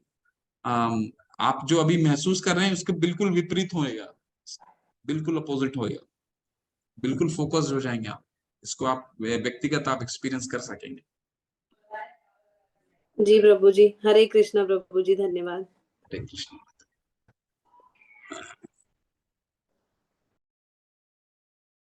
निधि माता जी, कोई प्रश्न है? जी पूछिए प्लीज। हरे कृष्णा गुरुजी। हरे कृष्ण माता। गुरुजी बस मुझे ये पूछना था कि कई बार हमारा मन नहीं होता है पूजा में बैठने का, माला करने का, तो क्या हम बिन मन से भी बैठे? जी बिल्कुल, जो नियम है वैदिक हाँ जी। भक्ति के नियम होते हैं माता। तो शास्त्र बताते हैं कि शुरू में तो मन लग ही नहीं सकता है ना, शुरू में तो मन लगेगा ही नहीं। अभी तक हम कुछ और कर रहे थे, अभी किसी और को मोड़ना है, लेकिन अभ्यास करते रहना पड़ेगा। जो कार्य कर रहे हैं आप उसको अभ्यास करते रहिए, करते रहिए, करते रहिए, करते रहिए। आपका ये एक ना एक दिन आपका वो राग उत्पन्न होना शुरू हो जाएगा। तो आप ऐसा लेकिन नहीं है कि बिन मन से कर रहे हैं, बैठ गए जबरदस्ती तो कोई नहीं नहीं, पाप बिल्कुल होगा, करते ऐसा रहिए, कुछ कोई नहीं। बात नहीं। मन अच्छा। मन तो हमारा वो तो उसको उसको हमको ड्राइव करना है, उसको मत ड्राइव करने दीजिए हमारे को, उसको आपको ड्राइव करना है। तो आपको मन नहीं भी है तब भी आप बैठिए और अपनी पूजा संपन्न कीजिए, ठीक है। कोशिश कीजिए माता जी कि अगर मन खींच के लेके आना है तो एक बहुत अच्छा प्रैक्टिकल मैं आपको देता हूँ। थोड़ा सा कीर्तन कर लीजिए, और कीर्तन जब करते हैं ना, थोड़ा सा कीर्तन का उच्चारण कर लीजिए, 5-10 मिनट कर लीजिए, और बहुत सुंदर हो जाएगा। आपका मन खींच के आप लेके आ जाएंगे। एक बार आपका आंख बंद करके बस महामंत्र कर लीजिए, 5 से 7 मिनट कर लीजिए। अपने जो भी सुर आते हैं, भक्त के सुर नहीं देखे जाते, सुर भगवान का भक्ति करने है बस। तो वो आप किसी तरह आप अपने आप को कीर्तन कर लीजिए, 5 से 10 मिनट कीर्तन कीजिए, हाँ आपका जी। मन वापस आ जाएगा पूजा में। ये अच्छा, और आप एक चीज और आपने जैसे भी बताया कि जब हम लोग अपना ये महामंत्र बोलते हैं तो मेरे को ना गा के बोलना नहीं आता है। मेरे को मतलब पढ़ के, जैसे बहुत तेज तेज मैं मंत्र पढ़ती हूँ तो मेरे को बहुत टाइम लेते हुए धीरे धीरे बोलना नहीं आता है। धीरे धीरे बोल सकते हैं माता जी, इसको शांत होकर के क्यों ना, बोल तो मैं सकते ऐसे हैं। बोलती हूँ, हरे कृष्णा कृष्ण कृष्ण हरे हरे, हरे राम राम राम हरे हरे। मतलब मेरे स्पीड से बोलती हूँ मैं। लेकिन स्पीड में क्या होगा माता जी, कभी कभी कोई 2 वर्ड मिस हो जाते हैं, तो हर शब्द को सुनना बहुत जरूरी है, ठीक है। आप कितने भी तेज बोलिए, अच्छा अच्छा। वो तो व्यक्तिगत है, वो मेरा अलग स्पेस होगा बोलने का, आपका अलग पेस होगा बोलने का, वो ठीक है। परंतु कोशिश कीजिए आप अपने ही पेस में, अगर जैसे भी जल्दी बोल रही हैं आप अपने ही पेस में हर शब्द को अलग अलग सुन सकें, ठीक है। मान लीजिए जल्दी जल्दी भी बोलते हैं, परंतु कोशिश कीजिए कि हर शब्द को स्पष्ट रूप से आप सुने। तो कोई बात नहीं, आप पेस में भी कर सकते हैं, ठीक है गुरु जी। प्रोवाइडेड कि हर चीज को आप अलग से सुन रहे हैं स्पष्ट रूप से। ठीक है गुरु जी। हरे कृष्ण माता। हाँ जी, हरे कृष्ण।